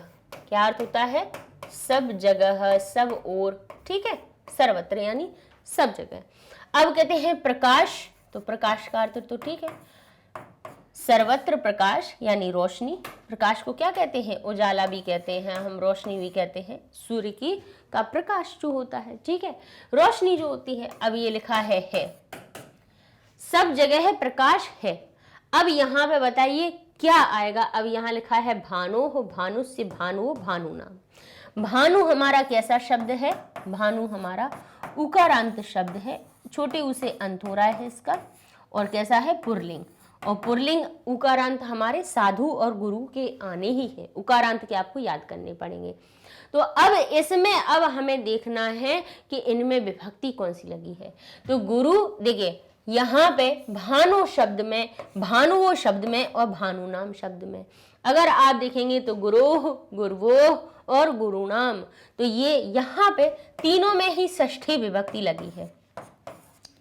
और इसमें भानुस्य बोले, ये तो इन्होंने गलत लिखा है, क्योंकि भानु उकारांत शब्द है, अकारांत में षष्ठी विभक्ति में स्या लगता है, भानु उकारांत में नहीं लगता है, तो ये तो हमारा गलत है ही। तो इसको तो हमने पहले ही अलग कर लिया। अब इन तीन में से छांटना है कि यहाँ पर कौन सा हमारा सही उत्तर आएगा। तो अब अगर आप देखेंगे तो अगर शब्द रूप पढ़िए तो षष्ठी विभक्ति में एक वचन में रूप बनता है भानोह, द्विवचन में बनता है भानुओह और बहुवचन में बनता है हमारा भानु नाम। अब इसका अंतर क्या होगा, बोले यहाँ पे हो, अच्छा इनका अंतर ये होगा कि एक वचन वाले को एक की तरह बोलेंगे, द्विवचन को द्विवचन की और बहुवचन को बहुवचन की तरह बोलेंगे। तो हम क्या कहेंगे, भानु का, दो भानुओं का और बहुत सारे भानुओं का। तो भाई अब भानु का अर्थ होता है सूर्य। क्या अर्थ होता है, सूर्य, सॉरी सूत्र नहीं, सूर्य। जब भानु का अर्थ सूर्य होता है तो यहाँ पे अर्थ क्या निकलेगा कि सब जगह सूर्य का प्रकाश है। दो सूर्यों का प्रकाश है, बहुत सारे सूर्यों का प्रकाश है। बताइए आप कौन से सूर्य का आएगा, एक है, दो हैं, 10 हैं, कितने हैं, कहेंगे सूर्य तो एक होता है। इसीलिए यहाँ पर जो हम रूप लगाएंगे वो षष्ठी विभक्ति एक वचन वाला लगाएंगे। ये गलत लिख दिया था, एक वचन, द्विवचन और बहुवचन। तो यहाँ पे जो हमारा रूप आएगा वो कौन सा आएगा, भानोह।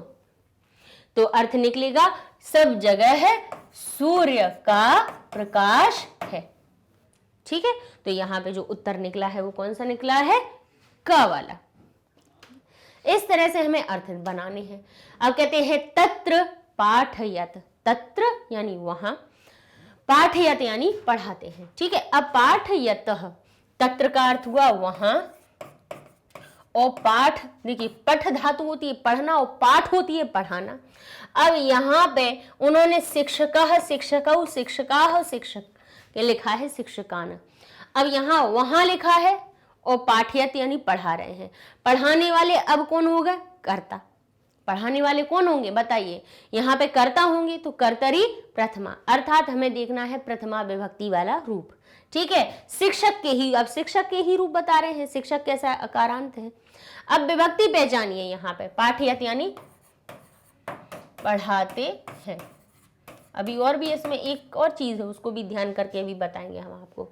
अब यहाँ शिक्षकः शिक्षकौ शिक्षकः आप कहेंगे कर्ता के हिसाब से यहाँ पर प्रथमा विभक्ति दी हुई है, जिसका अर्थ क्या हो रहा है, शिक्षक पढ़ाते हैं, दो शिक्षक पढ़ाते हैं, क्योंकि प्रथमा विभक्ति का यहाँ एक वचन का रूप है, यहाँ द्विवचन का रूप है और यहाँ बहुवचन का रूप है तीनों में ही प्रथमा विभक्ति। यहाँ है शिक्षकान, तत्र यानी अब तित्र का अर्थ हुआ वहां, शिक्षकान यानी शिक्षकों को। अब इसका अर्थ क्या निकल रहा है, शिक्षकों को, शिक्षकों को। अब इसका अर्थ क्या निकलेगा अगर हम इसको भरेंगे इसमें, तो वहां शिक्षकों को पढ़ाते हैं। अब बताइए शिक्षकों को पढ़ाते हैं या फिर बालकों को पढ़ाया जाता है या छात्रों को पढ़ाया जाता है, बताइए। तो यहाँ पे भाई द्वितीय विभक्ति तो पहले से ही गलत हो गई, तो गलत। और दूसरी बात क्या हुई कि वहां पढ़ाते हैं, किसको पढ़ाते हैं, शिक्षकों को पढ़ाते हैं। तो भाई शिक्षक कौन पढ़ा रहा है, तो कर्ता तो है ही नहीं इसमें क्रिया के जैसा, तो इसीलिए भाई ये तो हमारा द्वितीय विभक्ति तो बिल्कुल गलत हो गई। अब यहाँ पर भाई शिक्षक पढ़ाने का काम कर रहे हैं और तीनों में ही प्रथमा विभक्ति दी हुई है, क्या लगी हुई है, प्रथमा विभक्ति। तो अब हमें ढूंढना है कि हम यहाँ पे वहाँ शिक्षक पढ़ाते हैं, वहाँ दो शिक्षक पढ़ाते हैं या बहुत सारे पढ़ाते हैं, तो यहाँ पे हम कौन सा रूप लिखें। उसके लिए ये जो क्रिया है ये चिल्ला चिल्ला कर बोल रही है कि हमें देख लो, हमें देख लो।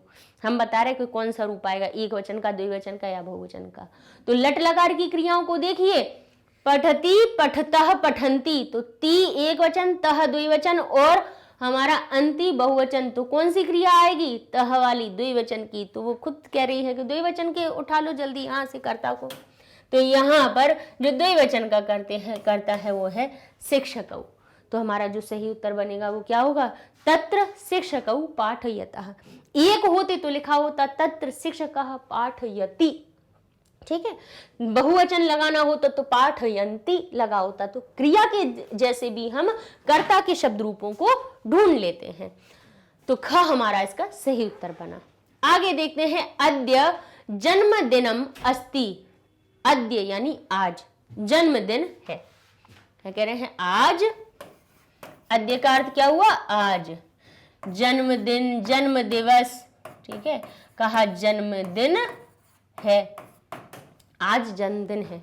अब लिखा है माम। अब इसके लिए अस्मद शब्द के रूप याद करने पड़ेंगे।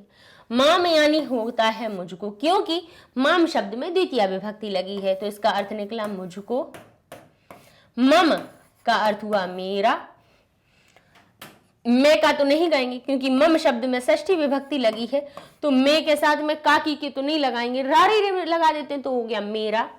अहम यानी मैं और मह्यम यानी मुझको या मेरे लिए। के लिए का भाव निकलेगा मुझको या मेरे लिए। अब को का इसलिए नहीं लगाएंगे कि भाई द्वितीय विभक्ति है, तो हमारा बन जाएगा मेरे लिए। लिए का भाव आ जाएगा क्योंकि चतुर्थी विभक्ति लगी हुई है, ठीक है। अब कहते हैं, अब बताइए यहाँ पे कौन सा अर्थ सही भरेगा उसके अंदर।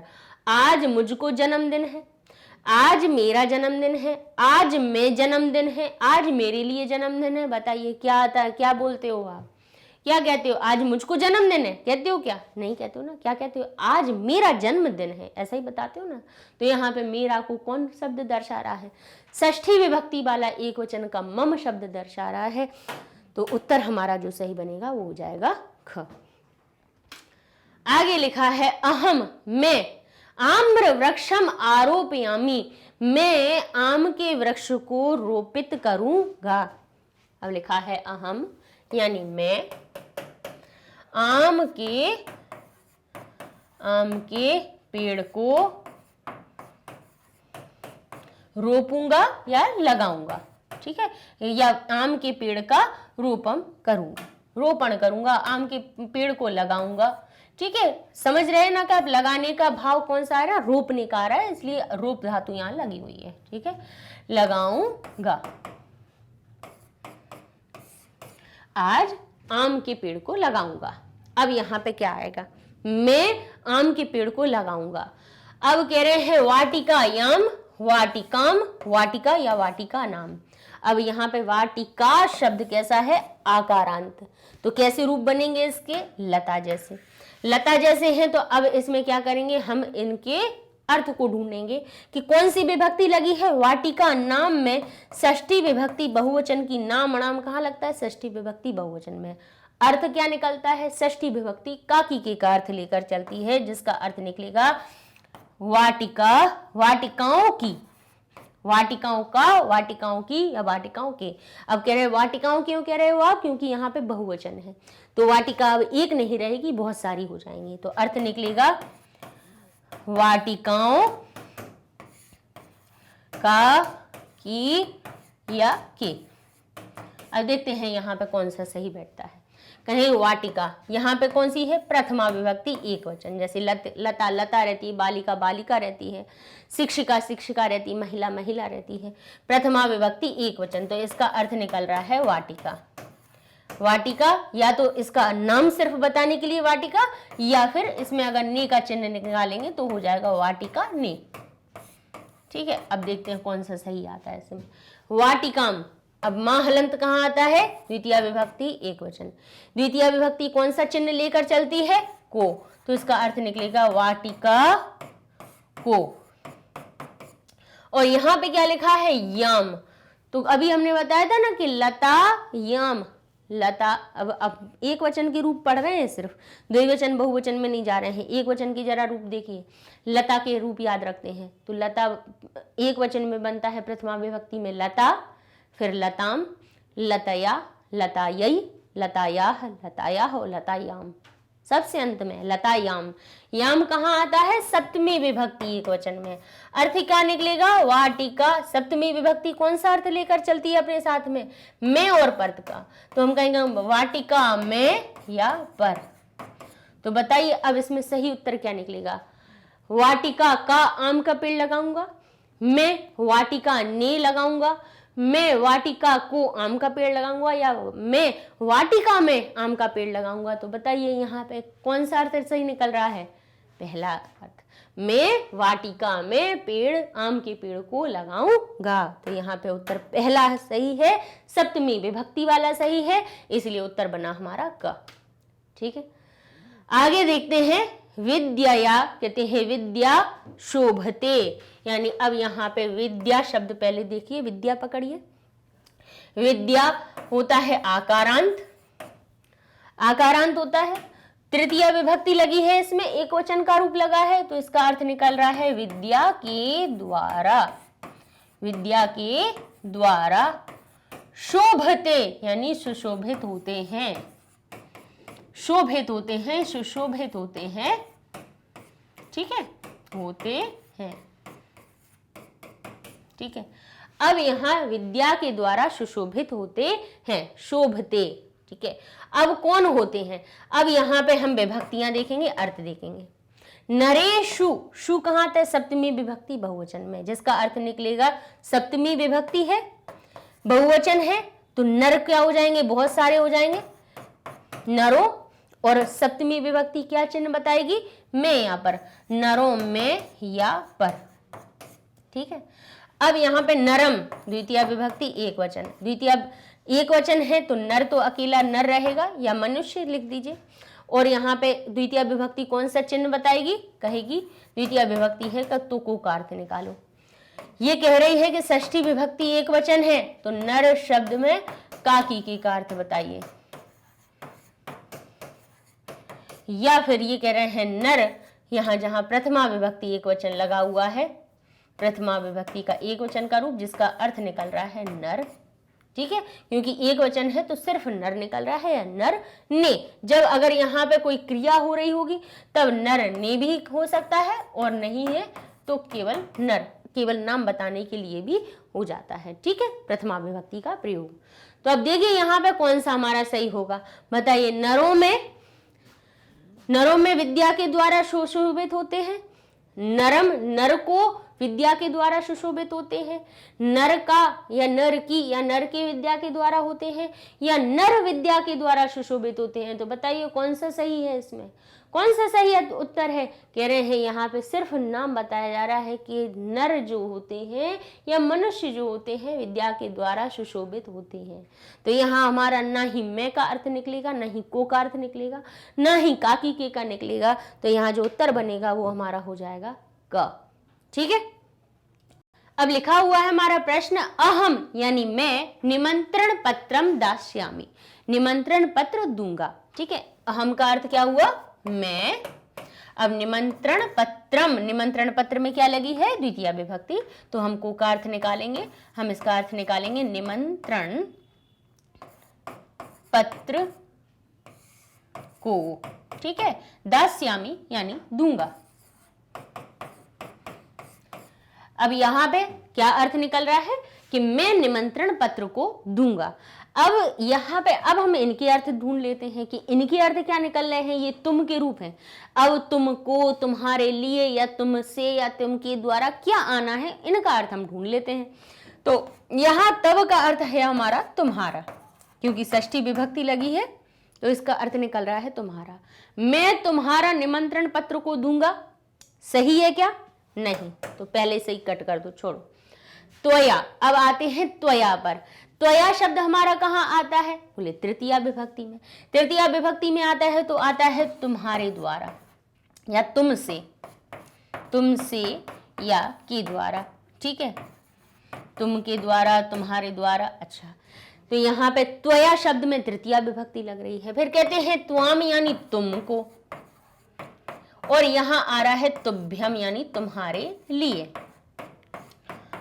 अब ये आया एक कंफ्यूजन वाला है ये आंसर इसमें।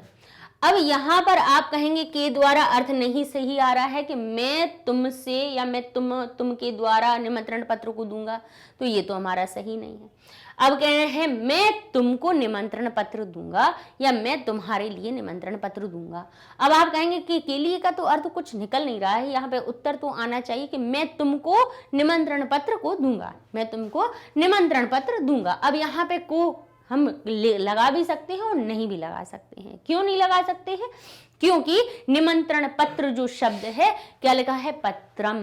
पत्रम कैसा है हमारा? नपुंसक लिंगवाची। नपुंसक लिंगवाची पत्र है तो इसका अगर प्रथमा विभक्ति और द्वितीय विभक्ति दोनों में ही अगर आप रूप देखेंगे तो हमारा कैसे बनता है? बोले पत्र प्रथमा विभक्ति में भी बनता है पत्रम और द्वितीय विभक्ति में भी बनता है पत्रम। तो इसका भाव हम देखेंगे कि इसमें को का भाव निकल रहा है या नहीं निकल रहा है, क्योंकि पत्रम हमारा प्रथमा में भी बनता है और द्वितीय विभक्ति में भी। तो मैं निमंत्रण पत्र दूंगा या मैं निमंत्रण पत्र को दूंगा। तो अपन ने ये एक मन में अपने पास है विचार कि यहाँ पे को का भी भाव आ सकता है और नहीं आ सकता है। लेकिन अब हमें यहाँ देखना है कि इधर हमारा कौन सा सही आ रहा है, तुम्हारे लिए, तुमको या तुमसे या तुम्हारा। तो कहेंगे ये दोनों तो नहीं आ रहे।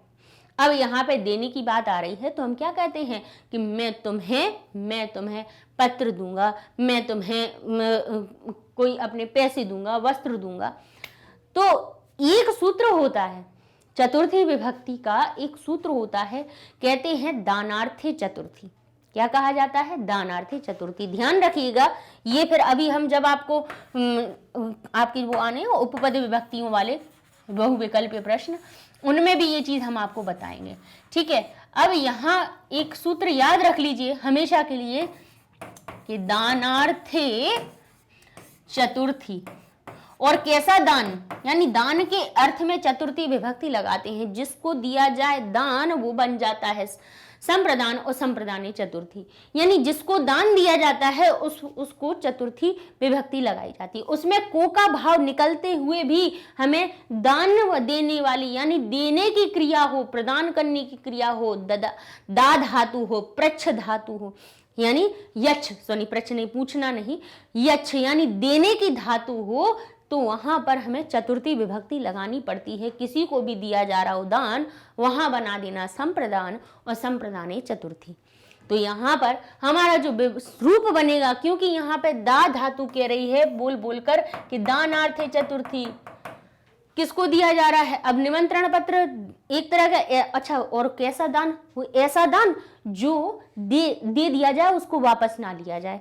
जैसे हम भिक्षुक को दान देते हैं तो वो दान कैसा होता है? दे दिया जाता है। ऐसा नहीं है कि आज हमने 10 रुपए दे दिए, घूम फिर के आए, बोले लाओ लौटा दो हमारे, ऐसा नहीं। राजा अपनी प्रजा को कुछ देता है तो ऐसा नहीं है कि 2 दिन के लिए दे दे, तीसरे दिन कह दे लाओ लौटा दो, है ना।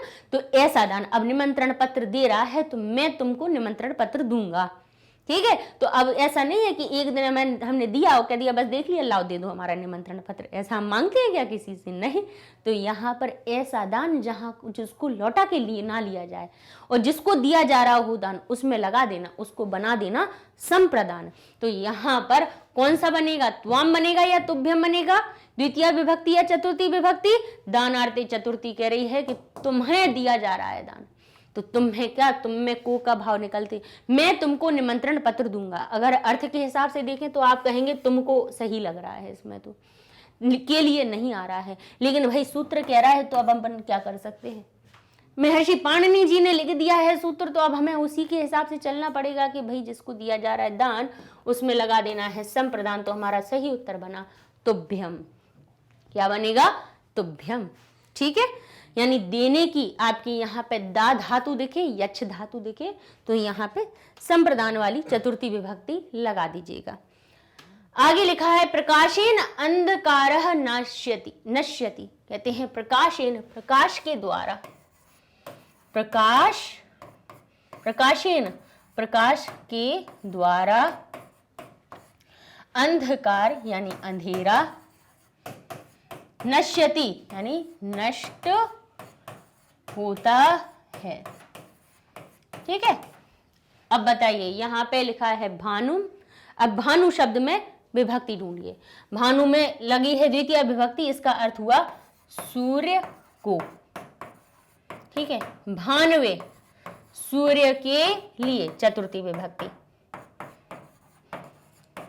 भानोह यानी सूर्य का, की या के। क्यों? क्योंकि यहाँ षष्ठी विभक्ति है। भानुओह दो सूर्य का, यहाँ पे भानु षष्ठी विभक्ति द्विवचन है, तो इसमें अर्थ क्या निकलेगा? दो सूर्य, दो सूर्य का, की या के।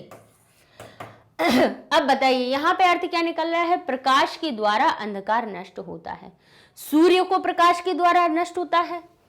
नहीं। सूर्य के लिए प्रकाश के द्वारा होता है? नहीं। सूर्य का या सूर्य की या सूर्य के प्रकाश के द्वारा अंधकार नष्ट होता है? बोले ये सही है। कहे यहाँ पे भी तो काकी के निकल रहा है, लेकिन यहाँ सूर्य दो हो गए, लेकिन सूर्य कैसा है? एक है। अब कहें क्यों एक है? नहीं, हम तो कह रहे हैं कि दो हैं। हो सकता है दो पृथ्वियां हो, भाई ब्रह्मांड इतना बड़ा, दो सूर्यों के द्वारा होता है, अनंत सूर्यों के द्वारा। भाई तारे भी तो सूर्य ही है, हमारे पास में है, इसीलिए उसको हम सूर्य कह रहे हैं। नहीं तो ये तारे हैं तो ये भी एक प्रकार, सूर्य भी तो हमारा तारा है, हम कह सकते हैं दो सूर्यों के द्वारा। तो नहीं, क्योंकि क्रिया कह रही है नहीं भाई, यहाँ पे तीतः अंति एक वचन ही लगाना। क्रिया ने बता दिया नहीं एक ही सूर्य है, तो हमारा जो उत्तर बनेगा वो एक वचन वाला बनेगा, षष्ठी विभक्ति का एक वचन का भानोह। तो अर्थ निकलेगा भानु के या सूर्य के प्रकाश के द्वारा अंधकार नष्ट होता है। तो भानोह प्रकाशेन अंधकारः नश्यति। उत्तर हो गया हमारा ग। आगे लिखा है गुरुः आशीर्वादम यच्छति। अभी बताया सूत्र यच्छ, यच्छ यानी देना, प्रदान करना। देना दा धातु यच्छ धातु दोनों का ही अर्थ होता है प्रदान करना। अब जहां पे दिया जा रहा है दान, अब गुरु आशीर्वाद देते हैं तो ऐसा है कि आशीर्वाद दे दिया और कहें लाओ हमारा आशीर्वाद वापस दो, ऐसा करते हैं क्या? नहीं ना, दे दिया तो दे दिया, सुखी रहो तो भाई हो गया सुखी, हो के दे दिया आशीर्वाद। तो भाई जिसको दिया जा रहा है दान वहां है संप्रदान। तो यहाँ देखिए कौन सा आएगा? बोले इसमें कौन सी है? द्वितीय विभक्ति बहुवचन। यहाँ कौन सी है? चतुर्थी विभक्ति बहुवचन। यहाँ कौन सी है? प्रथमा विभक्ति बहुवचन। छात्रम द्वितीय विभक्ति एक वचन। बोले हमें क्या करना है? हमें तो सूत्र पता है कि जिसको जहां दिया जा रहा है दान, यच्छ धातु होती है, यच्छ का अर्थ भी होता है देना, दा धातु का अर्थ होता है देना, यच्छ का अर्थ होता है देना। दोनों ही धातुओं के योग में जिसको दान दिया जा रहा होगा उसमें चतुर्थी विभक्ति आएगी। तो यहां हमारा हो जाएगा छात्रेभ्यः। ठीक है, छात्रम नहीं आएगा। अच्छा, अर्थ के हिसाब से देखिए कितना, देखिए एक तरह से आपको कंफ्यूज करने के लिए कैसे दे देते हैं, जैसे इसका अर्थ निकल रहा है छात्रों को, और यहां निकल रहा है छात्रों के लिए, है ना, और यहां निकल रहा है छात्र, यहां तो छात्र हैं, छात्रों ने का अर्थ निकल आएगा भाई, केवल अगर नाम नहीं बताया जा रहा तो छात्रों ने और छात्र को। ठीक है, अब आप कहेंगे हमें तो यहाँ पे क्या लग रहा है कि गुरु छात्र को आशीर्वाद देते हैं, या गुरु छात्रों को आशीर्वाद देते हैं। तो भाई यहाँ तो हमें के लिए का तो कहीं से भाव समझ में आएगा ही नहीं। हम या तो छात्रम सही कराएंगे या छात्रान को सही कराएंगे, लेकिन यहाँ निकलना है चतुर्थी विभक्ति का, ना ही हमें द्वितीय विभक्ति आनी ही नहीं है। ठीक है, क्यों आनी है? क्योंकि अभी हमने आपको जो सूत्र बताया उसके हिसाब से। ठीक है, तो उत्तर निकला हमारा ख। आगे लिखा है अनुजः नवम कक्षायाम पठति। अब अनुज यानी छोटा भाई, अग्रज बड़ा भाई, अनुज छोटा भाई। छोटा भाई नवम कक्षायाम यानी नवमी कक्षा में। हमने मैं का अर्थ कैसे निकाला बताइए? क्योंकि यहाँ पे कक्षा शब्द में याम लगा था, सप्तमी विभक्ति लगी थी, इसलिए हमने अर्थ निकाल लिया।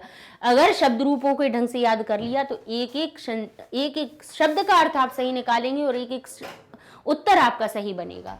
छोटा भाई नवमी कक्षा में पढ़ता है, पठती यानी पढ़ता है। अब इनके अर्थ देखेंगे। माम क्या अर्थ हुआ? मुझको। ठीक है, क्यों?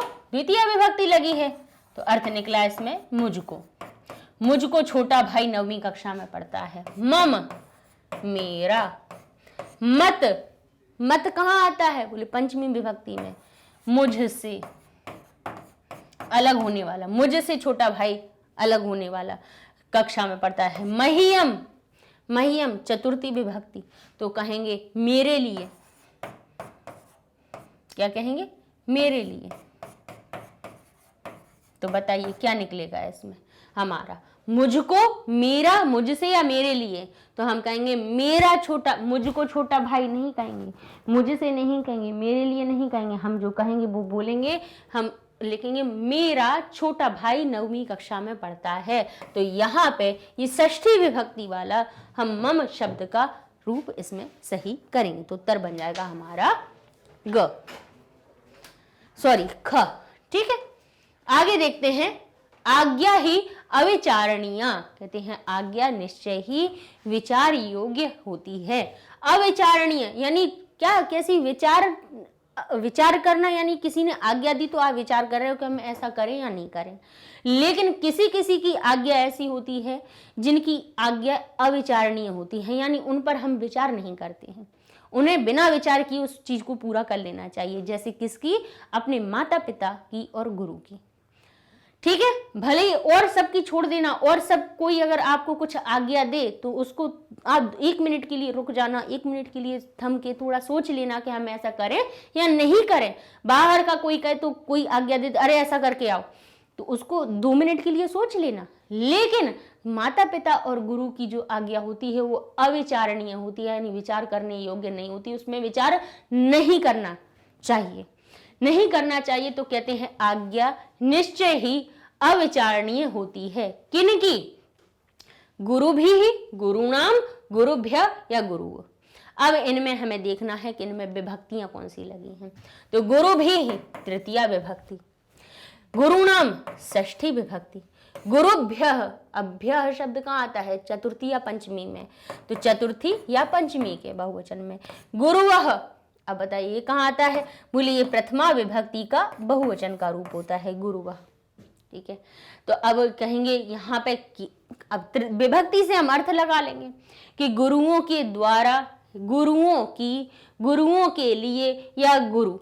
अब बताइए यहाँ पे कौन सा अर्थ सही निकलेगा? बोले का की के का अर्थ वाला षष्ठी विभक्ति सही निकलेगी कि गुरुओं की, क्योंकि षष्ठी विभक्ति का की के का अर्थ अपने साथ में लेकर चलती है। अर्थ क्या निकलेगा? गुरुओं की, अब का नहीं लगाएंगे, की लगाएंगे। गुरुओं की आज्ञा अविचारणीय होती है। माता पिता की, पितृणाम, मातृणाम, माताओं की, पिताओं की, इनकी आज्ञा कैसी होती है? हमारी अविचारणीय होती है। इनकी आज्ञा पर कभी भी विचार या संदेह नहीं करना चाहिए। उत्तर बना हमारा ख। अब लिखा है हमारा शोभते नरः, यानी सुशोभित होते हैं नर, नर सुशोभित होते हैं। अब किससे होते हैं? इनने विद्या दे दिया, विद्या नर सुशोभिते। अब विद्या में कौन सी विभक्ति लग रही है और क्या अर्थ निकल रहा है? अब यहाँ विद्या में लग रही है सप्तमी विभक्ति, जिसका अर्थ निकल रहा है विद्या में। विद्या में नर सुशोभित होते हैं, गलत, विद्या में नहीं होगा। अच्छा, विद्या यही, विद्या के लिए चतुर्थी विभक्ति लगी है, अर्थ निकल रहा है विद्या के लिए। विद्यायाः यानी विद्या का, की के, विद्या के, विद्या का या विद्या की, और विद्या से या के द्वारा। अब इसका अर्थ निकल रहा है से या के द्वारा। अब बताइए यहाँ पर हमारा कौन सा अर्थ सही होगा? विद्या के द्वारा नर सुशोभित होते हैं, विद्या के नर सुशोभित होते हैं, विद्या के लिए होते हैं, या विद्या में होते हैं? तो बताइए यहाँ सही उत्तर क्या निकलेगा? विद्या के द्वारा नर सुशोभित होते हैं। तो हमारा सही उत्तर होगा पहले नंबर का तृतीया विभक्ति वाला विद्याया। ठीक है। बालकः पतति, अब बालक गिरता है, पत धातु गिरना। अब बालकः पतति, बालक गिरता है, अब कहां से? अब कह रहे हैं वृक्षात, वृक्ष से, वृक्षम वृक्ष को, वृक्ष से वृक्ष का, या वृक्ष। बताइए यहाँ पे हमारा सही उत्तर क्या होगा? बालक वृक्ष से गिरता है, क्योंकि अलग होने का जहां भाव आता है वहां पर हमारी पंचमी विभक्ति आती है। ठीक है, इसलिए का वाला उत्तर हमारा सही हो गया। अब यहां तक हमने आपको उदाहरण वाले दिखा दिए थे। यहां पर अब हम आपको जो आपकी बुक में, आपकी पुस्तक में आए हुए हैं, जहां पर विभक्तियां कौन कौन सी लगी हैं, जहां पर ऐसा है संभावना प्रश्न बनने की, वहां से भी हमने आपके ये उठा लिए हैं प्रश्न। ठीक है। लिखा है पुरा यानी प्राचीन काल में, कस्मिंचित ग्रामे एका निर्धना वृद्धा न्यवसत। कहते हैं पुरा प्राचीन काल में कोई गांव में एक निर्धन बूढ़ी रहती थी। अब रहती थी, रहने का काम कौन कर रही है? अब यहाँ पे स्त्री शब्द कह रहा है कि स्त्री रहने का काम कर रही है, तो स्त्री शब्द में क्या आना चाहिए? बोले अगर ये कर्ता बन रही है तो कर्तरी में आना चाहिए प्रथमा विभक्ति। कौन सी आनी चाहिए? प्रथमा विभक्ति आनी चाहिए। तो अब हम यहाँ देखेंगे इनका अर्थ क्या निकल रहा है। स्त्रीम यानी स्त्री को, अब अर्थ बना के देखिए क्या आएगा। स्त्री का सिर्फ स्त्री या स्त्री ने, क्योंकि प्रथमा विभक्ति है, स्त्री है, स्त्री तो निकल रहा है के लिए का भाव, कि स्त्री के लिए, या स्त्रियः यानी स्त्री का, स्त्री का, स्त्री की या स्त्री के, का की के का भाव आ जाएगा इसमें। ठीक है, क्योंकि षष्ठी विभक्ति लगी है। तो बताइए यहाँ पर हमारा कौन सा सही होगा? पहला तो यही हमारा उत्तर बता रहा है कि प्रथमा विभक्ति वाला, ये चिल्ला के बोल रहा है कि न्यावसत, यहाँ पे प्रथमा विभक्ति की क्रिया लगी है, तो यहाँ प्रथमा विभक्ति वाला लगा दीजिए, कर्ता ढूंढ के लगा दीजिए जिसमें प्रथमा विभक्ति हो। तो इधर से समझ में आ रहा है? नहीं, हम तो अर्थ से लगा लेंगे, क्योंकि पहले प्राचीन समय में किसी गांव में एक निर्धन वृद्धा स्त्री को रहती थी, स्त्री के लिए रहती थी, स्त्री का रहती थी, की रहती थी, के रहते थे, या स्त्री रहती थी। तो यहाँ पे हमारा उत्तर क्या बनेगा? स्त्री प्रथमा विभक्ति वाला, कि पहले किसी गांव में एक निर्धन वृद्धा स्त्री रहती थी, इसलिए उत्तर जो हमारा बनेगा वो होगा। आगे लिखा है एकदा माता स्थाल्याम तंडुलान निक्षिप्य आदिशत, यानी एक बार माता थाली में तंडुलों को बिछाकर, फैलाकर आदिशत यानी आदेश देती हैं। अब आदेश देती हैं, यहाँ लिखा है पुत्री। अब पुत्री शब्द में विभक्तियां लगी हैं। अब हम देखेंगे कि कौन कौन सी विभक्ति लगी हैं। तो पुत्रिया में तृतीया विभक्ति लगी हुई है यहाँ पर। ठीक है। अब यहाँ देखिए, यहाँ कौन सी है? प्रथमा विभक्ति है। यहाँ कौन सी है? द्वितीय विभक्ति है। यहाँ कौन सी है? चतुर्थी विभक्ति है। अब यहाँ पे विभक्तियां क्या अर्थ लेके बता रही हैं? ये कह रही है यहाँ पर पुत्री के साथ में से या की द्वारा जोड़ दीजिए। कि पुत्री के द्वारा आदेश देती है। यहां लिखा है पुत्री, या पुत्री का अर्थ या तो ने निकलेगा या केवल इसका नाम निकलेगा प्रथमा विभक्ति से। यहां पे को का भाव निकलेगा और यहां पे के लिए का भाव निकलेगा। तो यहां पे बताइए क्या अर्थ सही होगा कि एक बार माता थाली में चावलों को फैलाकर आदेश देती हैं। पुत्री के द्वारा देती हैं, पुत्री ने देती हैं, पुत्री को देती हैं या पुत्री के लिए देती हैं। तो उत्तर हमारा क्या बनेगा कि एक बार माता थाली में चावलों को फैलाकर पुत्री को आदेश देती हैं। तो यहाँ पे किसका भाव आ रहा है, किसको आदेश दे रही हैं, पुत्री को। तो को का भाव है, इसलिए यहाँ पे द्वितीय विभक्ति वाला हमारा उत्तर हो जाएगा सही। ठीक है, यहां से अब अगर यहां से बीच में से आते हैं तो यहां पर आपको अर्थ बहुत ध्यान से समझ के लिखना पड़ेंगे। ठीक है, अब लिखा है सूर्या तपे यानी सूर्य की रोशनी में, खगे भ्यो यानी पक्षियों से, रक्ष यानी रक्षा करो। ठीक है, सूर्या तपे कहते हैं सूर्य की गर्मी में, सूर्य की गर्मी में, खगे भ्यो किसके कहते हैं, खगे भ्यो, खग किसको कहते हैं, पक्षियों को। और यह शब्द भ्य लगा हुआ है, भ्य कहाँ आता है, के लिए या से के द्वारा आता है। खगे भ्य चतुर्थी और पंचमी के बहुवचन में, रक्ष यानी रक्षा करो। ठीक है, अब कहते हैं किसकी, तंडुलान। अब तंडुल किसको कहते हैं, चावल को। अब यहाँ पे कौन सी है, द्वितीय विभक्ति का बहुवचन यानी चावलों को। यहाँ पे आएगा चावल या के बहुवचन, चावलों ने, या तो ने का अर्थ निकलेगा क्योंकि यहाँ पे बहुवचन का रूप लगा हुआ है, या केवल चावलों का बहुवचन का रूप होगा, चावल। ठीक है, बहुत सारे चावल। तंडुलह एक चावल। ठीक है, और तंडुलम यानी चावल को, एक चावल को। ठीक है, एक चावल को, बहुत सारे चावलों को, या चावल सिर्फ अकेला हुआ या तंडुल अकेला एक चावल हुआ। तो भाई एक चावल तो होगा नहीं। ठीक है, अब ये क्या कह रहे हैं, सूर्य की गर्मी में चावलों को किन से रक्षा करनी है, पक्षियों से रक्षा करनी है। तो यहाँ पे बताइए कौन सा भाव निकलेगा हमारा सही, को का भाव, कि चावलों को रक्षा करो, या चावलों को क्या करना है, सूर्य की गर्मी में किन से रक्षा करना है, पक्षियों से रक्षा करनी है। तो यहाँ उत्तर हमारा निकलेगा चावलों को। ठीक है, चावलों को रक्षित करना है ना, या फिर किसको, पक्षियों को करना है, बोले और एक चावल को तो करना नहीं है जो द्वितीय विभक्ति का एक वचन हम सही करें। ठीक है, इसलिए उत्तर बनेगा क। आगे लिखा है एको हो विचित्र। अब एको शब्द हमारा ओ की मात्रा है, ओ की मात्रा कहाँ से आती है, उत्व संधि से आती है। तो उसको हम ना देख के हम केवल याद रखेंगे कि लिखा है एकः विचित्रः समुड्ड्य तस्य समीपम अगच्छत्। एक विचित्र समुड्ड्य उड़कर तस्याह समीपम उसके समीप अगच्छत् आ जाता है, आ जाता है। अब कौन आया, आया या आ जाता है, कहाँ से आया, कौन आया, बोले काक आया, काक यानी कौआ आया। अब एक कह रहा है कि एक वचन का रूप देखना है। अब यहाँ लिखा है काकाह यानी बहुत सारे कौए। तो बोले एक जब विचित्र कह रहा है तो हमें एक वचन का रूप देखना है ना, तो काकाह तो गलत हो गया। काकम, बोले ये तो एक वचन का है लेकिन इसमें द्वितीय विभक्ति लगी है, अर्थ बता रहा है कि कौए को, तो बोले नहीं आएगा। काकस्य, इसमें भी तो एक वचन है लेकिन एक वचन कौन सा चाहिए, इसमें कह रहे हैं इसमें तो काकी के का अर्थ निकल रहा है कि एक विचित्र कौए का समुड्ड्य उड़कर, आएगा क्या काकी के, नहीं आएगा। तो हमारा भाई सही उत्तर क्या बनेगा कि एक विचित्र कौआ उड़कर उसके समीप आता है। तो यहाँ पे जो उत्तर बनेगा वो क्या बनेगा, काकः प्रथमा विभक्ति युक्त। तो उत्तर हो गया हमारा ख। ठीक है, क्योंकि एक शब्द कह रहा है कि एक वचन का रूप, ध्यान कीजिए।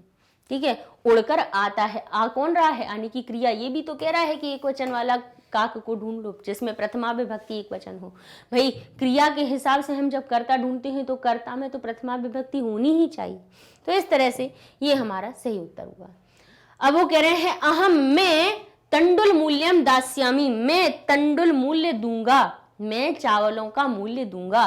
तो अब देने की बात आई है तो बताइए कौन सी विभक्ति आएगी, दानार्थे चतुर्थी। तो देखिए किसमें चतुर्थी विभक्ति है, त्वम में है, बोले नहीं इसमें प्रथमा। युवाम में है प्रथमा विभक्ति एक वचन, प्रथमा विभक्ति द्विवचन। त्वम बोले द्वितीय विभक्ति एक वचन, और तुभ्यम चतुर्थी विभक्ति एक वचन। सही उत्तर हमारा क्या बनेगा? अहम तुभ्यम तंडुल मूल्यम दास्यामि।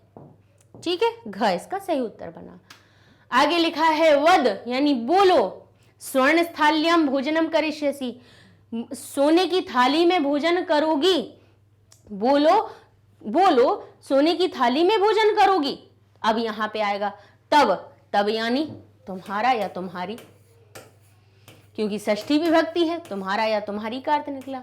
त्वम का अर्थ तुम निकला, युवाम यानी तुम दोनों निकला, अर्थ तुम दोनों, और त्वम यानी तुमको। अब बताइए इसका अर्थ हमारा कौन सा सही आएगा इसमें, कि बोलो तुम्हारा या तुम्हारी या तुम्हारे सोने की थाली में करोगी, तो बोले तुम्हारा शब्द सही निकल रहा है, नहीं। बोलो तुम सोने की थाली में भोजन करोगी, तो बोली यही सही है, क्योंकि तुम दो तो है नहीं और तुमको आएगा नहीं। तो इस तरह हमारा क्या बनेगा कि बोलो वद त्वम स्वर्ण थाल्याम भोजन करिष्यसि, तो यहाँ पे तुम हमारा सही उत्तर हो जाएगा। अच्छा, और भी तुम क्यों सही हो रहा है? क्योंकि यहाँ पे जो सी था सी धातु कह रही है मध्यम पुरुष एक वचन का ही कर्ता आना चाहिए, तो सी के साथ में हमेशा तुम ही आता है, थ के साथ में युवाम आता है, और थ अकेला आता है यूयम के साथ में। ठीक है, तो ये भी लिंक बता देती है कि यहाँ से तुम ही लगा देना। ठीक है, ये सही उत्तर हो गया। आगे कहते हैं अत्रैव तिष्ठ परम, अत्रैव यहीं पर, तिष्ठ रुक जाओ, परम लेकिन माता तू एकाकिनी वर्तनी, माता तो अकेली है। कह रहे हैं अत्रैव तिष्ठ यहीं पर रुक जाओ, लेकिन लेकिन तुम माता, तुमको माता, तब तुम्हारी या तुम्हारी या युवाम तुम दोनों की। भाई बोले द्विवचन वाला तो पहले देखते से ही अलग कर दो, तो यहाँ पे क्या आएगा? बोले सही उत्तर क्या आएगा? बोले अत्रैव तिष्ठ यहीं पर रुक जाओ, लेकिन तुम माता एकाकिनी है, तुम्हारी माता अकेली, तुम माता अकेली है, तुमको माता अकेली है, तुम्हारी माता अकेली है। तो बताइए यहाँ पे सही उत्तर क्या बनेगा? बोले तुम का माता से जब क्या हो रहा है, संबंध हो रहा है, तो संबंध है षष्ठी, तब षष्ठी विभक्ति वाला आएगा कि तुम्हारी माता तो एकाकिनी है, तुम्हारी माता तो अकेली है। तो यहाँ जो सही उत्तर बनेगा वो बनेगा तब। ठीक है, आगे देखते हैं। लिखा है मोदकानी रच्यंती मंद स्वरेण स्तुतिम शिव स्तुतिम करोति, मोदकानी बनाती हुई धीमी स्वर में शिव स्तुति करती है। अब कौन करती है? अब ये करोति कह रहा है। यहां से देखिए, अब यहाँ पे अब हम पहले अर्थ बताएंगे। लिखा है मल्लिका, इसका नाम भी है, या मल्लिका ने, या तो प्रथमा विभक्ति जहां लगी है वहां ने का अर्थ निकलेगा, या उसका केवल नाम बताया जा रहा होगा। मल्लिका बोलिए तो बहुवचन हो गई, बहुत सारी मल्लिकाएं। मल्लिकया मल्लिका के द्वारा, या मल्लिकाया या मल्लिका का। यहाँ षष्ठी विभक्ति लगी है, यहाँ तृतीया विभक्ति लगी है, यहाँ प्रथमा है लेकिन बहुवचन है, यहाँ प्रथमा का एक वचन है। अब बताइए यहाँ पे हमारा कौन सा अर्थ सही निकलेगा? पहली बात तो क्रिया कह रही है कि एक वचन वाला रूप उठाइए, तो आप कहेंगे यहाँ एक वचन वाले तो तीन हैं, मतलब बहुवचन वाला तो पहले हमने अलग ही कर दिया कि मल्लिका नहीं होगा, क्योंकि मल्लिका एक ही थी, उसमें बहुत सारी नहीं थी। तो चलिए ये अलग हो गया। अब कह रहे हैं मल्लिका के द्वारा बनाती हुई मंद स्वर्ण में शिव स्तुति करती है, तो क्या के द्वारा आएगा? क्या बोले नहीं आएगा, क्योंकि ये हमारा कर्मवाच्य का वाक्य नहीं है जो हम तृतीया विभक्ति वाला कर्ता उठा के लिखें। अब कह रहे हैं मल्लिका का या मल्लिका की या मल्लिका के लड्डू बनाती हुई धीमी आवाज में स्तुति करती है शिव स्तुति, नहीं। तो यहाँ सही उत्तर क्या बनेगा? मल्लिका मोदक बनाती हुई और धीमे स्वर में क्या करती है? शिव स्तुतिम करोति, शिव की स्तुति करती है। इसलिए उत्तर जो हमारा बनेगा वो बनेगा क। आगे लिखा है सप्ताहांते कहते हैं आगमिष्यामि, प्रत्यागमिष्यामि। अब यहाँ पे गमिष्यामि ना हो कि यहाँ पे आमह लिखा हुआ है, क्या लगा हुआ है? आमह। अब लिखा है अहम यानी मैं, वयम यानी हम सब, आवाम, आवाम का अर्थ हुआ हम दोनों, और माम का अर्थ हुआ मुझको। अब अर्थ देखिए क्या निकलेगा? सप्ताह के अंत में वापस आ जाएंगे। अब आ जाएंगे मुझको, आ जाएंगे मुझको सप्ताह के अंत में आ जाएंगे, नहीं। हम दोनों आ जाएंगे, हम सब आ जाएंगे, या मैं आ जाएंगे। तो बोले ये तो सब में प्रथमा विभक्ति लगी है लेकिन वचन अलग अलग है, तो क्या करें? तो क्रिया बोल रही है ना कि हमारे हिसाब से लगा दो ना, आप क्यों इतना दिमाग खराब कर रहे हो? क्यों कहेंगे?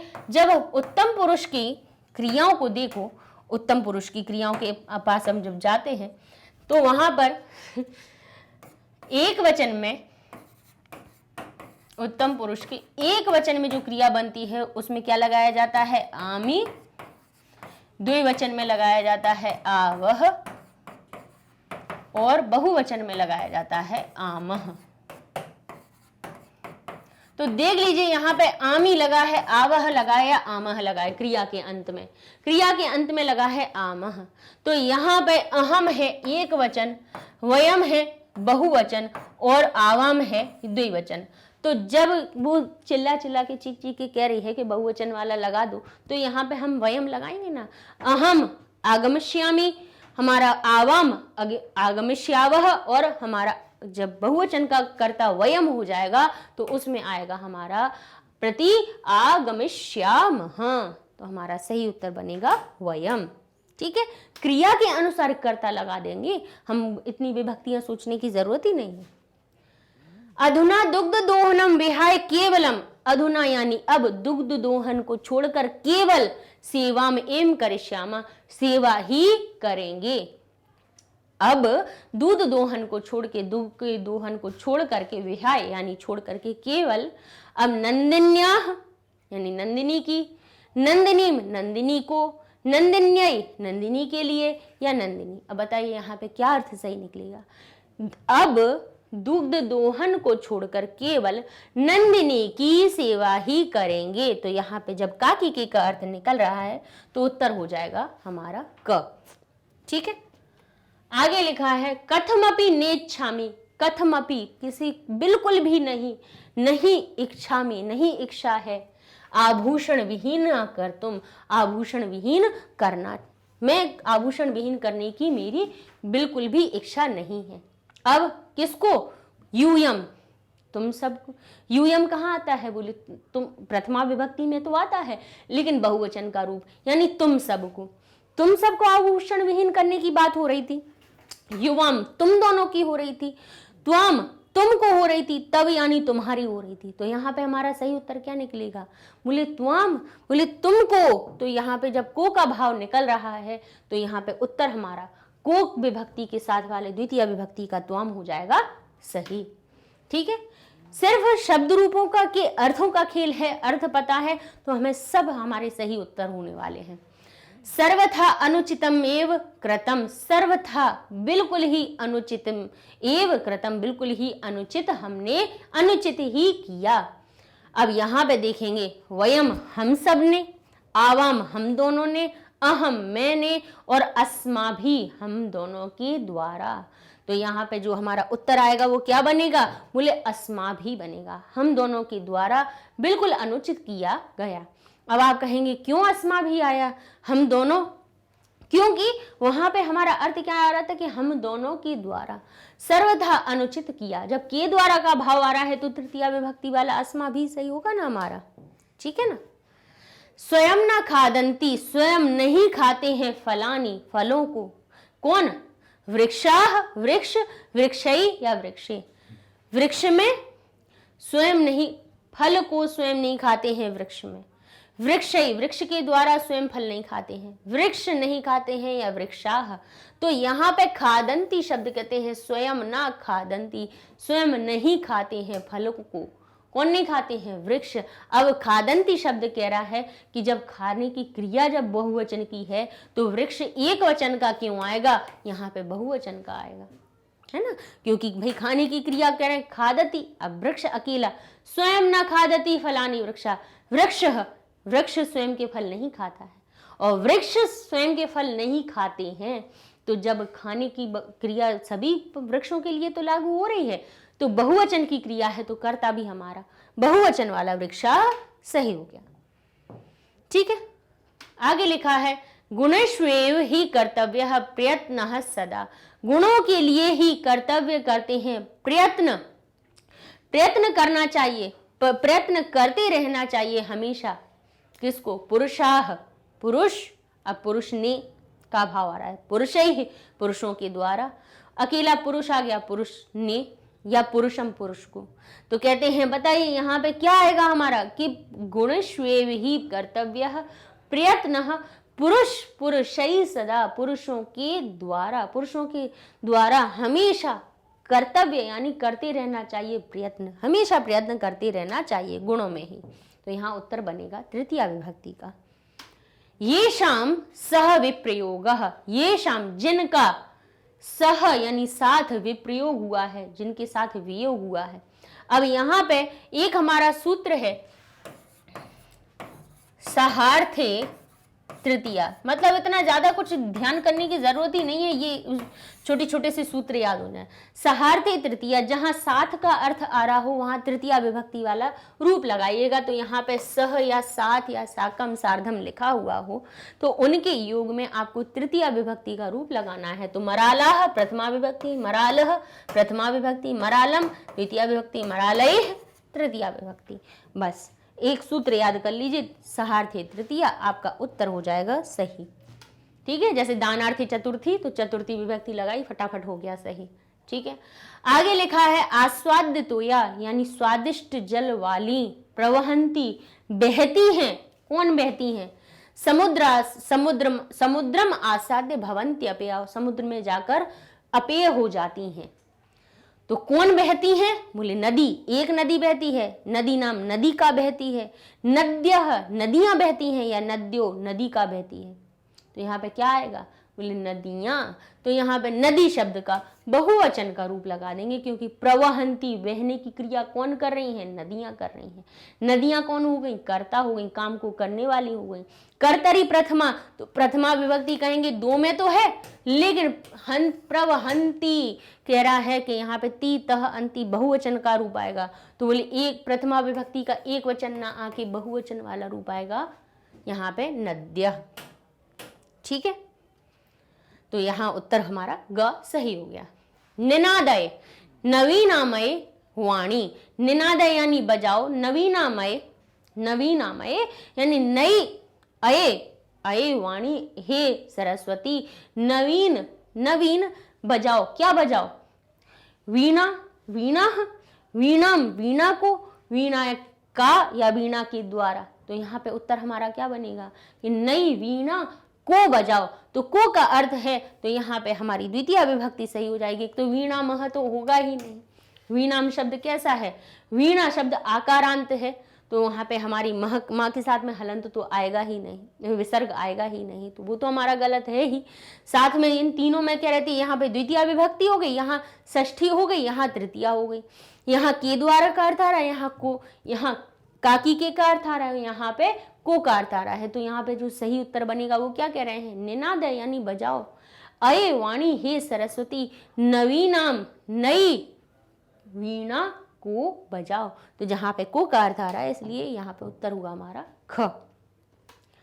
वसंते लसंती सरसा, वसंत में इह यानी इह वसंते, यहाँ से इह हमने आपको खूब अच्छे से समझाया, बहुत बार पढ़ाया एमसीक्यू में तो, और कितने एक एक शब्द को तोड़ तोड़ के बताया। इह वसंते, इस वसंत में, लसंती सुशोभित हो रहे हैं, सरसा, सरसा सरस कौन? बोले रसालेन, रसाल के द्वारा यानी आम के द्वारा, रसालभ्य आम के लिए, रसालस्य आम का या आम, तो कहेंगे आम, रसालाह आम, बहुत सारे आम के वृक्ष। इह वसंते सरस लसंती रस, रस सरसा रसाला, यानी सरस रस से युक्त जो आम है वो इस वसंत में सुशोभित हो रहे हैं। तो यहाँ पर हमारा सही उत्तर बनेगा वो होगा रसाला। अब आप कहेंगे क्यों हमने रसाला को ही चुना? क्योंकि यहाँ पे लसंती जो क्रिया है, सुशोभित होने की क्रिया है, वो कौन कर रहे हैं? रसाल कर रहे हैं। तो यह कर्ता बन गए हैं, कर्तरी प्रथमा, पर प्रथमा विभक्ति सिर्फ इसमें लगी हुई है ग वाले उत्तर में, इसलिए उत्तर हुआ हमारा ग। वहती मंद मंदम सनीरे, कालिंदात्म जाया सवा नीर तीरे। अब यहाँ लिखा है बहती है मंद मंद सनीरे, नीर, नीर में कौन होकर? समीरे। अब यहाँ पर आप कहेंगे समीर का, समीर को, समीर या समीरे। तो यहाँ पर जो हमारा जो सही उत्तर बनेगा वो बनेगा समीरे। अब आप कहेंगे क्यों? क्योंकि यहाँ पर हमारा एक भाई जो पद दिया हुआ था या आपका श्लोक है उसमें उन्होंने समीर शब्द की विशेषता बताई थी सनीरे।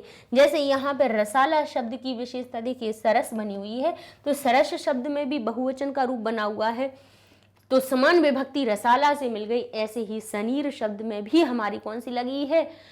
सनीर शब्द में सप्तमी विभक्ति लगी है। तो ये कह रही है कि इसके साथ में जो उत्तर आएगा वो सनीरे सप्तमी विभक्ति वाला ही आएगा। तो कह रहे हैं कि समीर में क्या है? नीर है। समीर का अर्थ क्या होता है? हवा में। हवा में क्या है? पानी है।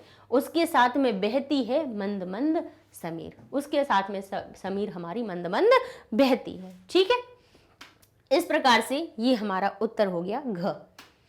और यहाँ पर आके हमने 40 MCQ भी करवा दिए और साथ साथ में हमने आपको शब्द रूप भी बताते गए और बार बार बस वही कह रहे हैं कि शब्द रूप ये कितनी भी तरह का कुछ भी आ जाए, सिर्फ हमें अगर शब्द रूप याद है और उनके अर्थ पता है कि किस विभक्ति के लगने से क्या अर्थ निकल रहा है, तो आपके लिए मान लीजिए कि ये जो आपके MCQ आएंगे बहुत आसान हो जाएंगे।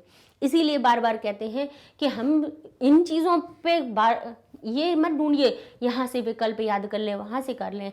हम कह रहे हैं आपको एक विकल्प, एक प्रश्न याद करने की ज़रूरत नहीं है कि किसका क्या उत्तर है, आप देखते से ही उत्तर को पहचान लेंगे।